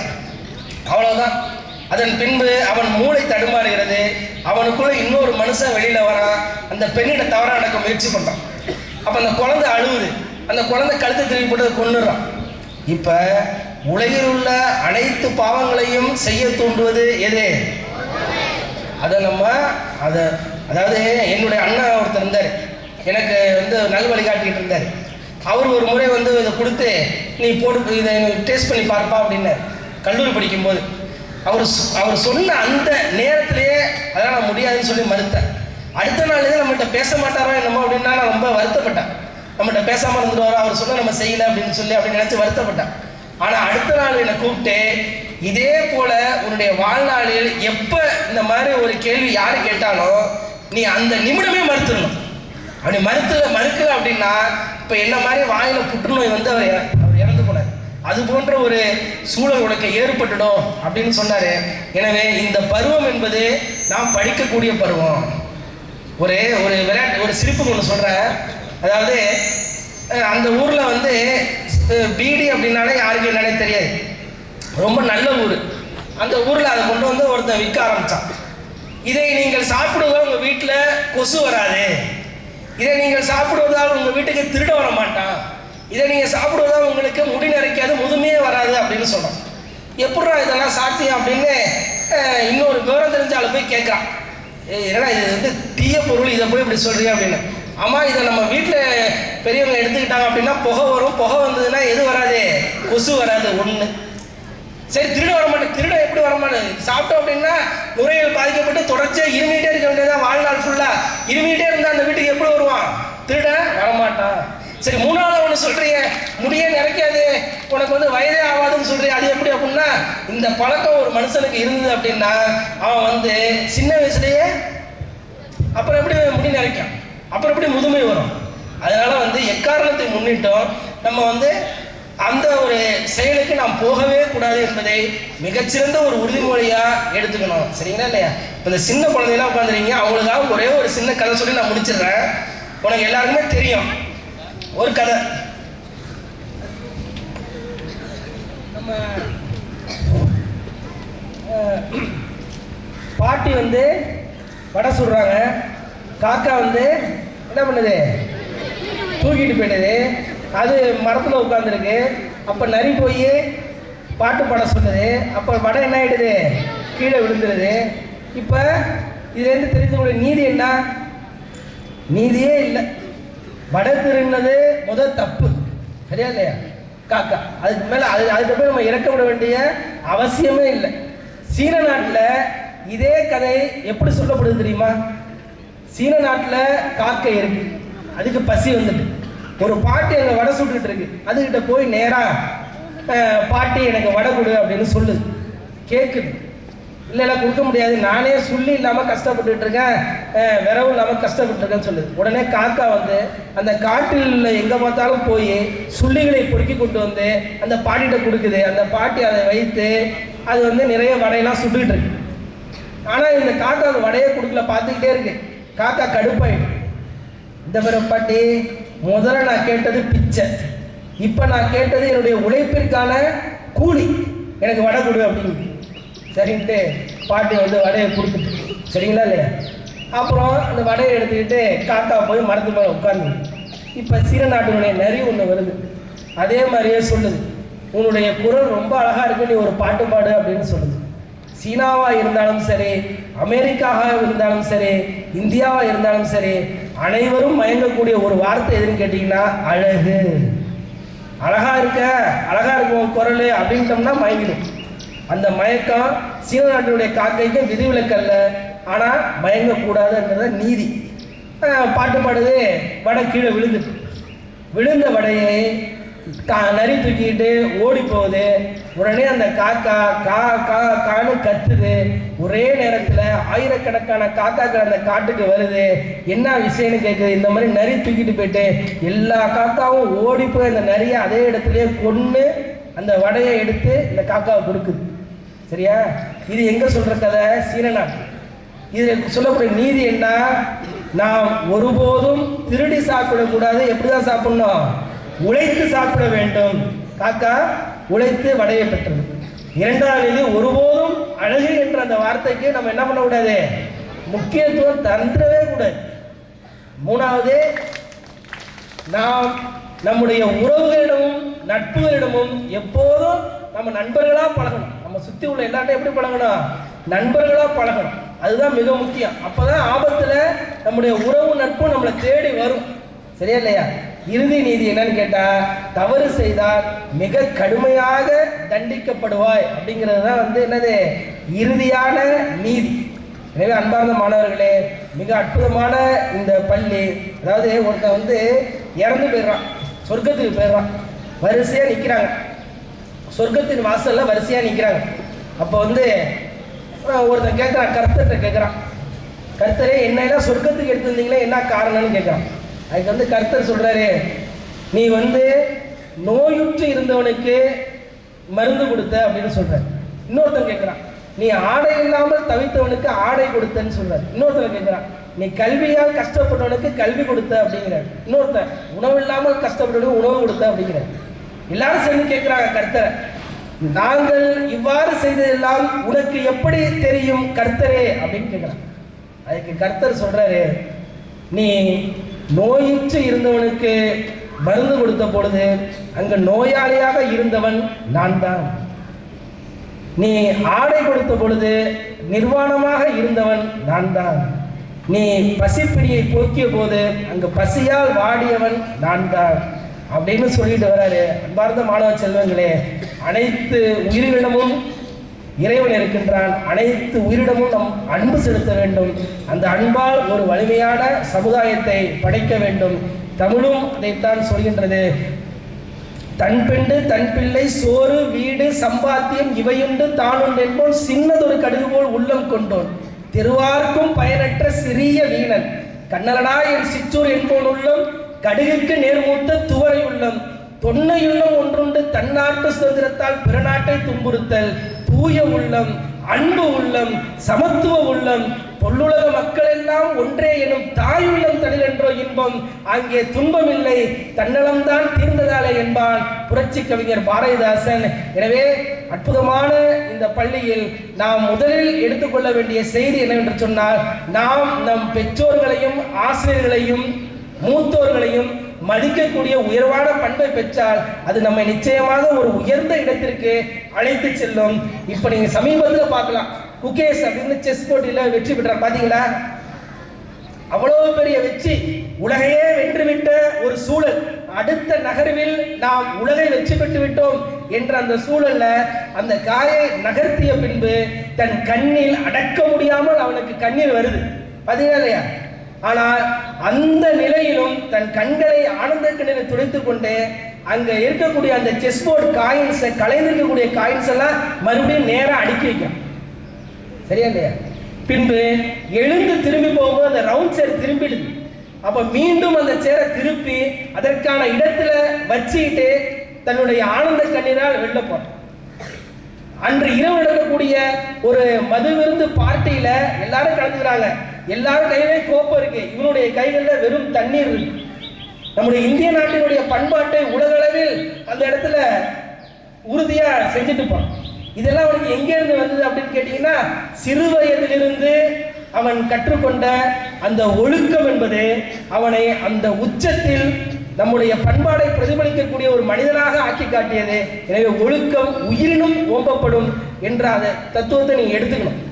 அடுத்து, தாகித்திருப்பவர்கள் தண்ணீரை தேடிக்கொண்டிருப்பார்கள், தண்ணீரும் தேடிக்கொண்டிருக்கும் தாகம் கொண்டவர்களை. சரிங்களா இல்லையா? நான் மனசுல என்ன நினைக்கிறோமோ, நீ ஐஐடி மெட்ராஸ்ல போய் படிக்கணும், மனசுல ஆள் மனசுல என்ன இருக்குன்னு வச்சுக்க, ஐஐடி மெட்ராஸ்ல அந்த இன்ஜினியரிங் சீட்டு நீ என்னைக்கு வருவன்னு உனக்காக காத்துக்கிட்டு இருக்கும். எனவே தாகித்தவர்கள் தண்ணீரை தேடிக்கொண்டிருப்பார்கள், தண்ணீரும் தேடிக்கொண்டிருக்கும் யார? தாகம் கொண்டவர்களை. எனவே நீங்களா தாகம் கொண்டவர்களா இருக்கணும். மூணாவது, ஒரு 5 C சொன்னேன். சரியா இல்லையா? அந்த 5 C ஆழ் மனசுல வச்சுக்கிட்டு அதன்படி நடக்கணும். ஒழுக்கம் உயிரினும் ஓம்பப்படும், அனைத்து உயிரினத்தும் அன்பு செலுத்த வேண்டும். இந்த அற்புதமான கருத்துக்களை உங்கள் மனதில் ஆழ் மனதில் எப்போதும் வைத்து நீங்கள் செயலாற்ற வேண்டும். மிக வெற்றிகரமான மாணவர்களாக மிக அதிக மதிப்பெண்கள் பெற்று பெருமையோடு இந்த பள்ளிக்கு நீங்களாம் வரும்போது நினைச்சு பாருங்க, அந்த கற்பனை காட்சி நினைச்சு பாருங்க. காலையில 10 மணிக்கு 9 மணிக்கு SMS வந்துட்டு நீ செல்போன் எடுத்து பார்க்குற, மிகச்சிறந்த மதிப்பெண்களோடு வெற்றி பெறுற. உன்னுடைய தாய் உன்னை கட்டி அணைத்து உச்சி முகர்வார். உன்னுடைய தந்தை வெளியில் உள்ள எல்லார்ட்டையும் போய் என்னுடைய பையன் ரொம்ப நல்ல மதிப்பெண் வாங்கிட்டான் அப்படின்னு பெருமைப்படுவார். நீ பள்ளிக்கு வரும்பொழுது தாளாளர் உன்னை வாழ்த்தி பிளஸ் பண்ணுவார், உன்னுடைய தலைமை ஆசிரியர் உன்னை வாழ்த்துவார். அப்படிப்பட்ட சூழல்லாம் நடக்கும். உறவுகள்லாம் உன்னை இது பண்ணுவாங்க. இது நாள் வரைக்கும் இந்த பையன் எங்க இருந்தா, இவன் படிச்சே நமக்கு தெரியலையே, இவன் யாரா அந்த பையன் அப்படின்னு என்ன சொன்னான், யாரா அந்த பையன் அப்படின்னு சொல்லணும். சரியா இல்லையா? அதற்கு உன்னுடைய உழைப்பை மிக அதிகமாக செலுத்த வேண்டும். இந்த 5 C மறந்துடாத. வெற்றிகரமான மாணவர்களாக இந்த ஆண்டு பொதுத் தேர்வையும் எழுதி இங்குள்ள அனைத்து மாணவர்களும் மிகச்சிறந்த ஒரு நிலையை அடைய எல்லாம் வல்ல இறைவனை மீண்டும் பிரார்த்தித்து அற்புதமான வாய்ப்புக்கு நன்றி கூறி விடைபெறுகிறேன். நன்றி. தொடர்ச்சியாக பராமரித்தால் வளர்ச்சியும் மகிழ்ச்சியும் உன்னை தேடி வரும் என்று மிக அற்புதமாக இலக்கியம் தொட்டு இன்றைய நிகழ்வுகள் வரை உரையாற்றி அமர்ந்திருக்கிற நம்முடைய சிறப்பு விருந்தினர் தே. சுதர்சனன் அவர்களுக்கு மீண்டும் ஒரு முறை கரகோஷத்தோடு நன்றி எழுப்போம். உண்மை தரும் பரிசு ஒழியாது, குணம் தரும் பரிசு குறையாது, ஊக்கம் தரும் பரிசு உறங்காது, முயற்சி தரும் பரிசு தோற்காது. பரிசுகள் பலவிதம், அதை நாமாக பெற்றால் அது ஒரு வதம், தாமாக வந்தால் அதுவே நமக்கு இதம். முயன்று பெற்ற பரிசுகளோ பெருமிதம். இப்படி போட்டிகளிலே பங்கு பெற்று முயற்சியினாலே வெற்றி கனிகளை தட்டி பறித்து பரிசுகளை பெற இருக்கின்ற அந்த மாணவர்களுடைய பட்டியலையும் பரிசு வழங்கல் நிகழ்வையும் தொடர்ந்து ஏ. ராபின்சன் அவர்கள் கையாளுகிறார். அவையோரை வணங்கி மகிழ்கிறேன். வேதநாயகர் கலை இலக்கிய மன்றத்தின் சார்பாக நடைபெற்ற போட்டிகளில் வெற்றி பெற்ற மாணவர்கள் இப்போது பரிசு பெற இருக்கிறார்கள். முதலாவதாக வினாடி வினா போட்டி 6 முதல் 8 வகுப்பு வரை S. Ezhilarasan 8th B,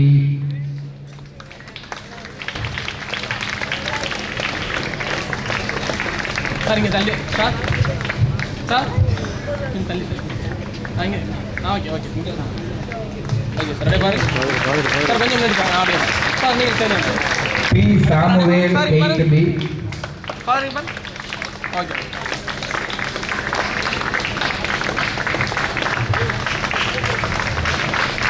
M. Thirumurugan 7th B, okay sir okay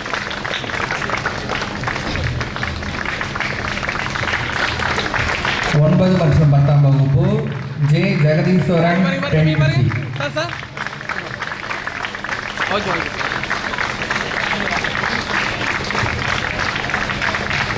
S. Dharshan 9th C, sir இங்கே பாருங்க அப்படியே பாருங்க okay okay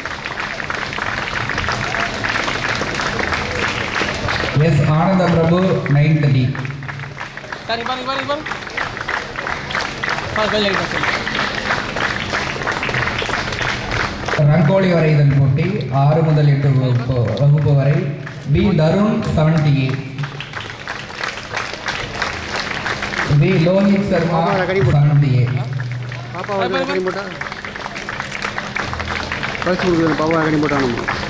RJ Kishore 7th E, தம்பி பாருங்க okay okay C. Dhanushree 7th E,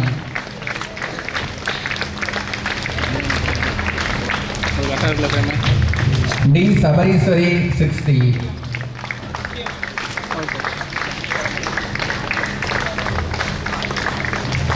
S. Divyashree 6th E, அதே பாருங்க பாருங்க பாப்பா இங்கே பாருங்க ஓகே ஓகே 9 மற்றும் 10ஆம் வகுப்பு ஏ. Akash 9th E,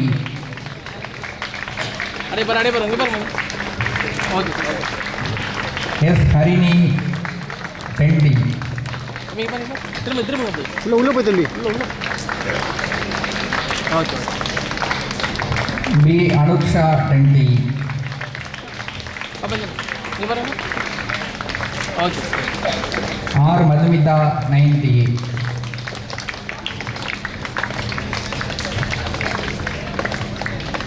S. Gayathri Devi பாப்பா இங்கே 9th பாருங்க E, சேர்ந்தோம் இங்கே சேர்ந்தோம்மா இங்கே பாருங்க okay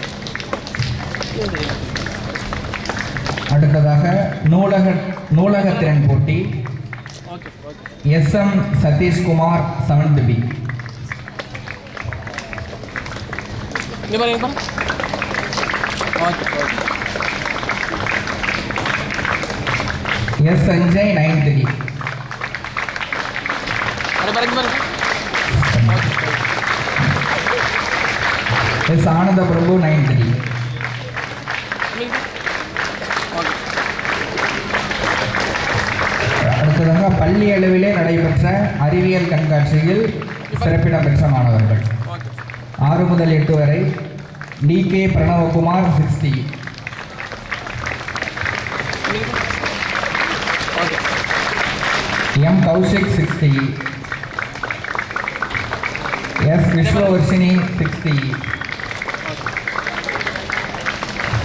D. Sabariswari 6th E, இந்த பக்கம் வாமா இங்கே பாருங்க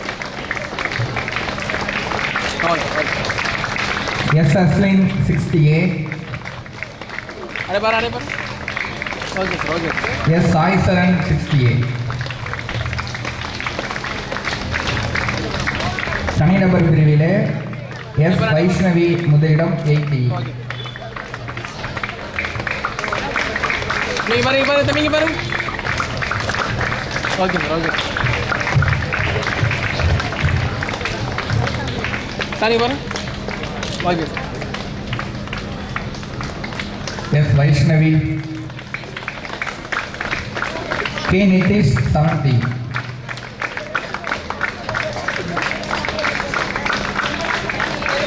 எஸ் சாய்ராம் 60.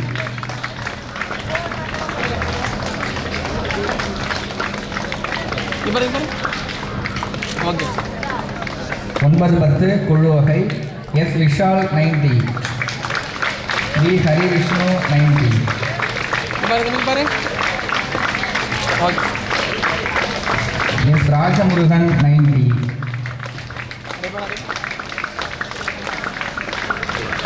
ஆர் நரேஷ் 90. அடே பாரு அடே பாரு. Okay. M Sarathi 10th C.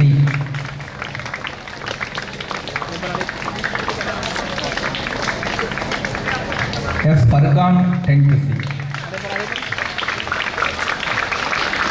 தனிநபர் பிரிவில் முதலிடம் A Akash Raj 90. D Monika 90. S Vishwa 930.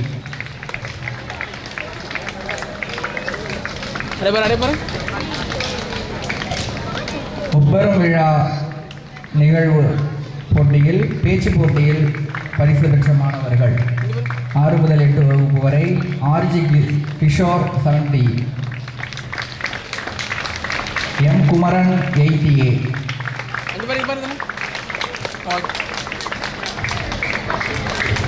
D Madheswaran 80A. பாட்டு போட்டி பி தருண் 70A. அடே பாரு தம்பிங்க பாருங்க. ஓகே. எஸ் நாகேஸ்வர் 70. அடே பாருங்க பாருங்க பாருங்க. எஸ் திவ்யஸ்ரீ 60. 9 மற்றும் 10ஆம் வகுப்பு பாட்டு போட்டி எம் ராகவி 90. அடே பாருங்க பாருங்க. ஓகே. ஏ ஆதவன் 930. அடே பாரு அடே பாரு. எஸ் தமிழ் பார்த்தகாஸ் 930. இங்க இந்த பக்கம் வந்து. அடே பாரு அடே பாருங்க பாரு. Okay okay. கட்டுரை போட்டி 6 முதல் 8 வகுப்பு வரை முதலிடம் ஏ சனா 70. அடே பாரு அடே பாரு. ஓகே.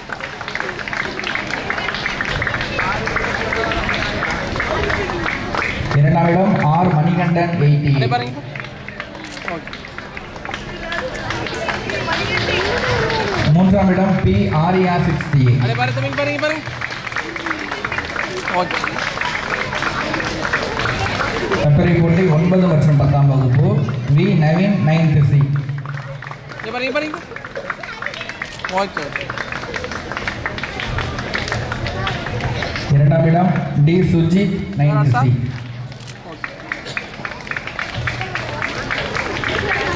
மூன்றாம் இடம் எஸ் ஆனந்த பிரபு 9th D.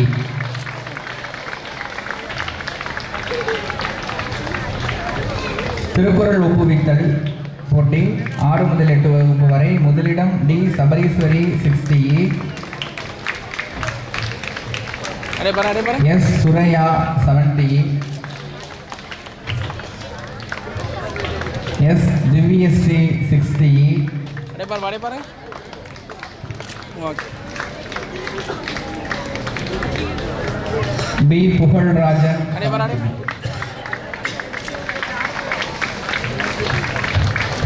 9 மற்றும் 10ஆம் வகுப்பு முதலிடம் எம் தமிழ் பார்த்தகாஸ் 9th C. என்னடி சரியில்லை. இரண்டாம் இடம் எம் சுகஸ்ரீ 90. நீங்க பாருங்க பாருங்க. மூன்றாம் இடம் எஸ் தர்ஷன் 9th C. அடே பாரு அடே பாரு. ஓகே. ஃபோட்டோ கட்டார்கள் இல்லையா ஃபோட்டோ பக்கம் திருவாரூரில் நடைபெற்ற புத்தக கண்காட்சியில் கலந்து கொண்டு நடைபெற்ற போட்டிகளில் வெற்றி பெற்ற மாணவர்களுக்கு பரிசுகள் வழங்கப்படுகிறது. 6 முதல் 8ஆம் வகுப்பு நடைபெற்ற பேச்சு போட்டியில் மாவட்ட அளவில் 3ஆம் பரிசு பெற்ற அவர்களுக்கு பரிசு வழங்கப்படுகிறது.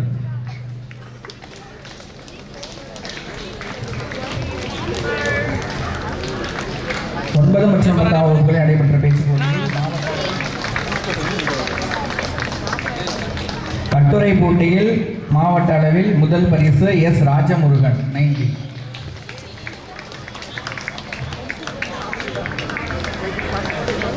ஓவிய போட்டியில் மாவட்ட அளவில் முதல் பரிசு M சுகஸ்ரீ 90.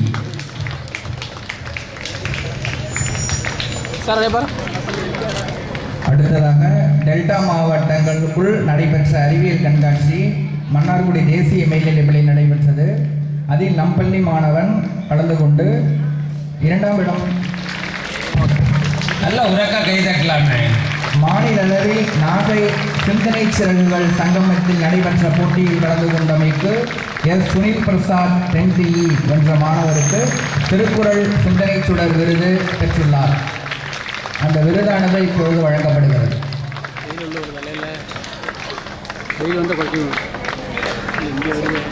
S Sunil Prasad 10E.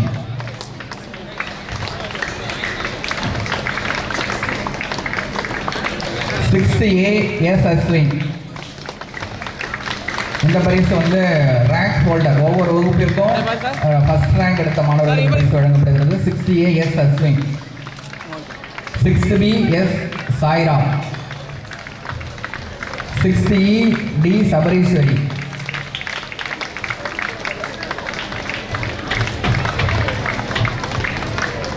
70A V Lohith Sharma. 70B M Thirumurugan. 70E S Suraiya. 80A S Ruban.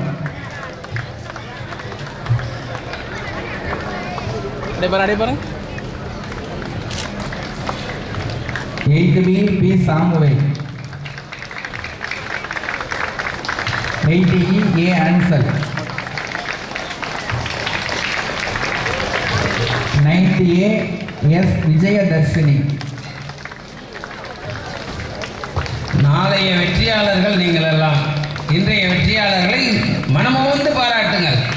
நல்ல 9B S Yogesh. 9C G Alvin Kingston. 9D K Sakthi Priyan. 90E A Akash Raj. 20A S Tamannaah.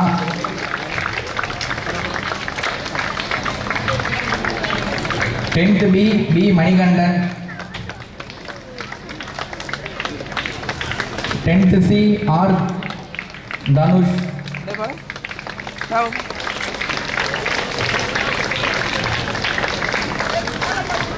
Manikandan.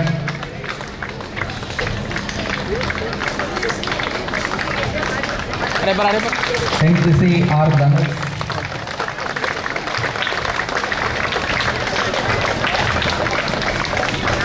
10D G Harish. 10TE Andrea.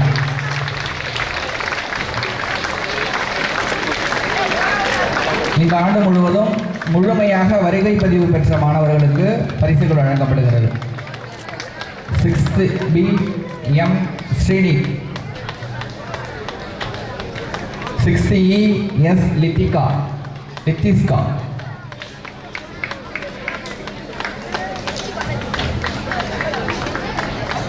60E M Prince Infant.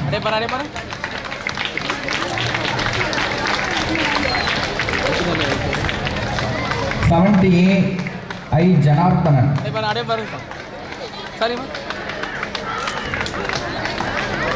70A S Sivaprakash.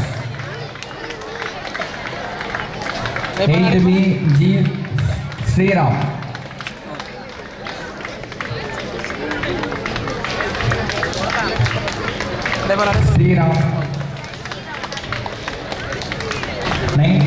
S Dharshan.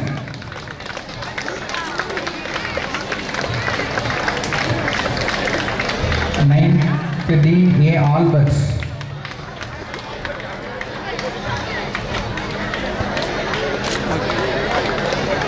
9th D M Joshua. Baring, kami baring. Okay. 9th D K Darun. Ada barang. Darun. 9th D E Vidhan. 9th D Sanjay. Ada barang. 9th E L Arifa.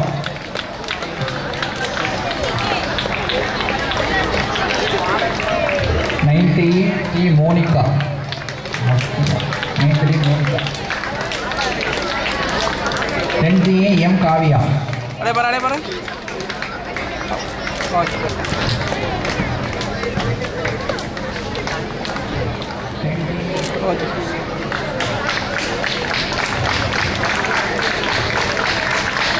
10th A M Deepika.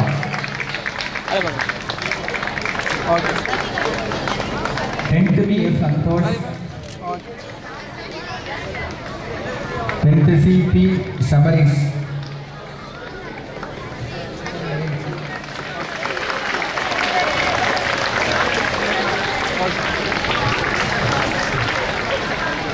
Ada barang. 10th D G Balamurugan.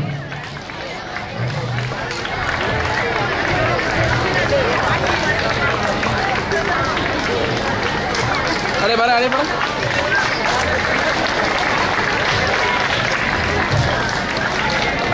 Kumarave.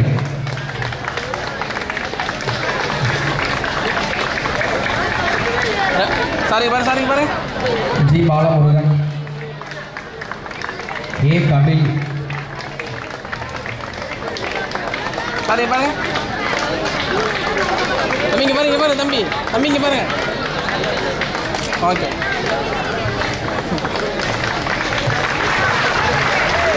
G Kavya Priyan.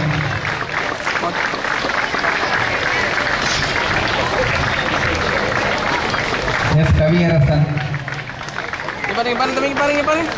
Okay. K Nitish Kumar. Saring barang. R Ranjit Kumar. Kami barang. 10th E Ajwat.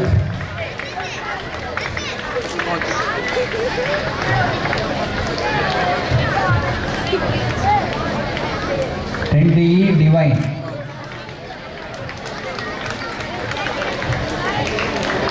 10th E J Sri Jayasuriya. யார் வேகமாக கை தட்டுறான்னு பார்ப்போம். இப்போ 6th மட்டும் தட்டு. 10th E Taufik.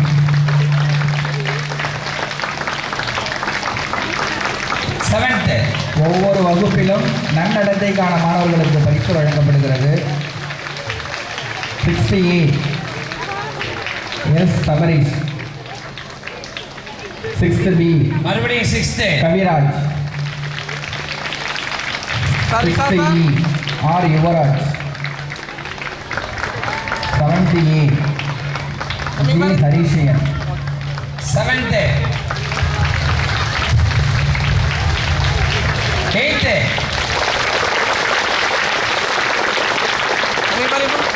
Harishiyan. Pugal Rajan. 7th B. Ada barang. 7th E Afra. 8th A H Balaji. 8th B B Logeshwaran. 8th E K Vignesh. 9th. 9th A Purvika. Ada barang. 9th B Sabarisan.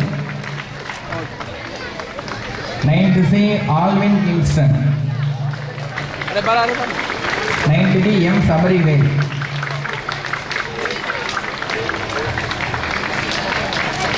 9th E Srihari.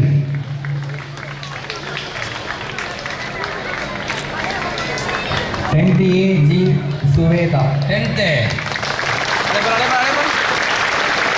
10th B J Joel. 10th C S Magral.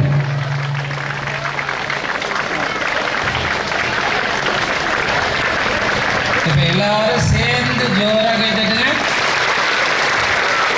10th B G Kamalesh.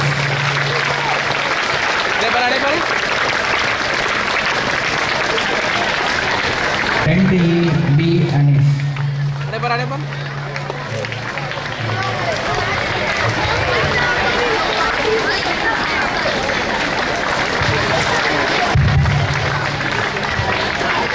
பரிசுகளை வழங்கிய தாளாளர் தந்தை தலைமை ஆசிரியர் சிறப்பு விருந்தினர் சுதர்சனன் அவர்களுக்கு நன்றி. இந்த மேடையிலே நாளை நீங்களும் இடம்பெற வேண்டும் என்பதுதான்.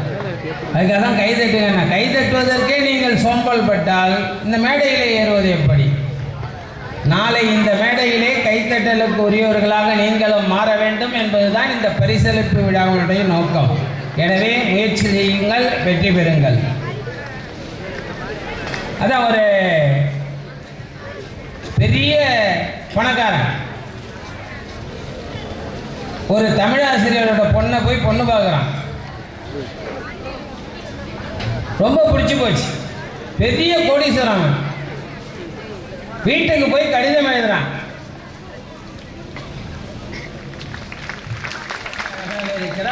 அவளை நான் திருமணம் செய்து கொள்கிறேன். எவ்விதமான வரதட்சணை எனக்கு ஒரு பைசா கூட வேண்டாம். உங்கள் மகளை நான் திருமணம் செய்து கொள்கிறேன்னு எழுதுறான். அவர் வேண்டாம், இந்த உனக்கு நான் என் பொண்ணை கொடுக்க மாட்டேன்ட்டார். என்ன காரணம்? கொள்கிறேன். என்ன இல்லை வரணும். இப்படி இல்லை, அதான் சொல்லுவான். ஏன்னா சின்ன இல்லு, பெரிய இல்லு, குண்டுலா அப்படின்னு. அந்த கொள்கிறேன் என்பதற்கு போட வேண்டிய இல்லை மாதிரி சின்ன இல்லை போட்டான். உங்கள் பாணியில் சொன்னான் கொள்கிறேன். ஐயோ, பொண்ணை கொள்றவனுக்கு எப்படா பொண்ணை கொடுப்பாங்க? இப்படித்தான் நம்முடைய எழுத்துக்கள் இருக்கிறது. இந்த இலக்கிய மன்றத்தினுடைய விழாவினுடைய நோக்கம் நாளைய நாட்களிலே, பின்வரும் நாட்களிலே நீங்கள் எழுத்துப்பிழையின்றி எழுதவும் படிக்கவும் உங்களை தயாரித்து கொள்ள வேண்டும் என்பதுதான் இந்த இலக்கிய மன்றத்தினுடைய நோக்கம்.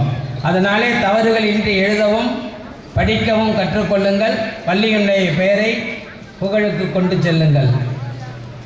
ஒரு தீக்குச்சி விளக்கை ஏற்றியது. எல்லோரும் ஒளியை வணங்கினார்கள். ஒருவன் மட்டும் கீழே விழுந்த தீக்குச்சியை வணங்கினான். ஏன் என்று கேட்டார்கள். அதற்கு அவன் சொன்னான், ஏற்றி வைக்கப்பட்டதுதான் ஏற்றப்பட்டதை விட சிறந்தது என்றான். இப்படித்தான் நாம் நமக்கு உதவிகள் செய்த பலரை மறந்து விடுகிறோம் பல நேரங்களிலே. இதைத்தான் வள்ளுவன் மிக சுருக்கமாக சொல்லுவான், நன்றி மறப்பது நன்றன்று என்று. எனவே இந்த விழா சிறப்புற நடைபெறுவதற்கு உதவியாக இருந்த அத்துணை உள்ளங்களையும் நன்றியோடு நினைத்து பார்க்க நன்றி கூற வருகிறார் நம்முடைய ஆசிரியர் ஏ அருள் இருதயம் அவர்கள்.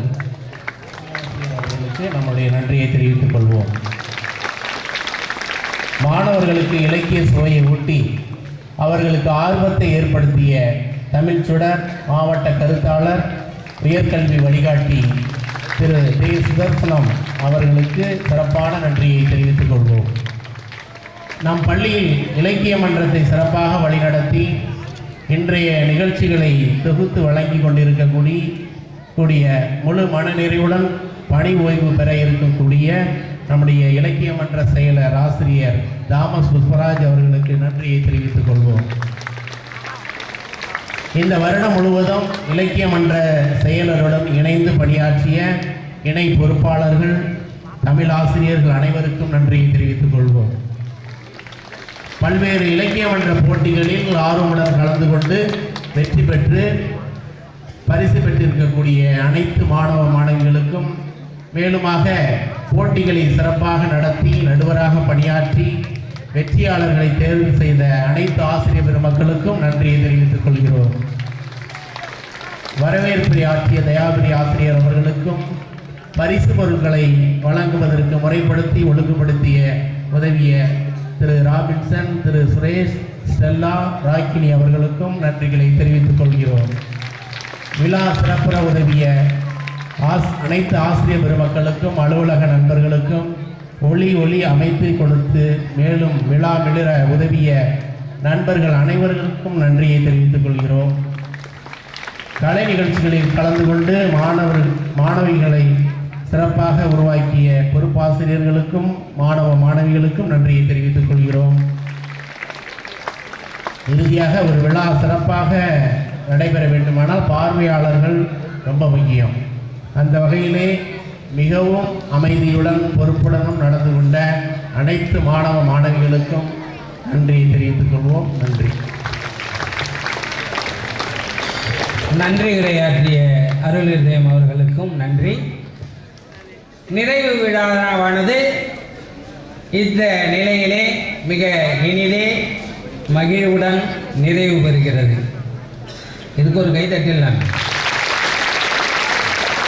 தொடர்ந்து உங்களுக்கான வழிமுறைகளை தலைமை ஆசிரியர் அவர்கள் உங்களிடம் கூறுவார். அன்பிற்குரிய மாணவ செல்வங்களே, காலை நிகழ்வானது நிறைவு பெற்றிருந்தது, மிகச்சிறப்பாக நடந்திருக்கிறது. இப்போ என்ன செய்யலாம், ஸ்வீட் கொடுப்பாங்க. நீங்கள் இப்போ வாங்கிக்கிட்டு ஸ்வீட் வாங்கிக்கிட்டு லஞ்சு சாப்பிட்ருங்க. மேலே யாரும் போக வேண்டாம், மேலே கிளாஸுக்கு யாருமே போகக்கூடாது. இந்த 9th 10th கிளாஸ் இந்த கிளாஸில் மட்டும் சாப்பிட்டுட்டு நேராக இங்கே உடனே இங்கே வந்து உட்காந்துடணும். 1:15 இங்கே உள்ள வந்து அந்தந்த இடத்துல மாறாமல் வந்து உட்காந்துடணும். புரியுதா? சாப்பிட்டுட்டு திரும்ப அதே இடத்துக்கு வந்துடும். ரொம்ப முக்கியம். இந்த பரிசு வாங்கினவங்க இந்த பக்கம் அது உங்களை உட்கார வைப்பாங்க. பரிசு வாங்கினவங்க இதே இடத்துல வந்து உட்காருங்க. உங்களை வந்து தனியாக உட்கார வைப்பாங்க. மற்ற மாணவர்கள் சாப்பிட்டு வந்து இந்த இடத்துக்கு வந்துடுங்க. ஸ்வீட் கொடுக்குற வரைக்கும் இங்கே யார் போயிடுவாங்க. ஒவ்வொரு டீச்சர்ஸ் கூப்பிடுவாங்க. ஸ்வீட் வாங்கிக்கிட்டு அப்புறம் போய் லஞ்சு சாப்பிட போவோம். தேங்க்யூ. அந்த ஹெட்மாஸ்டர் அத்தனை பேர்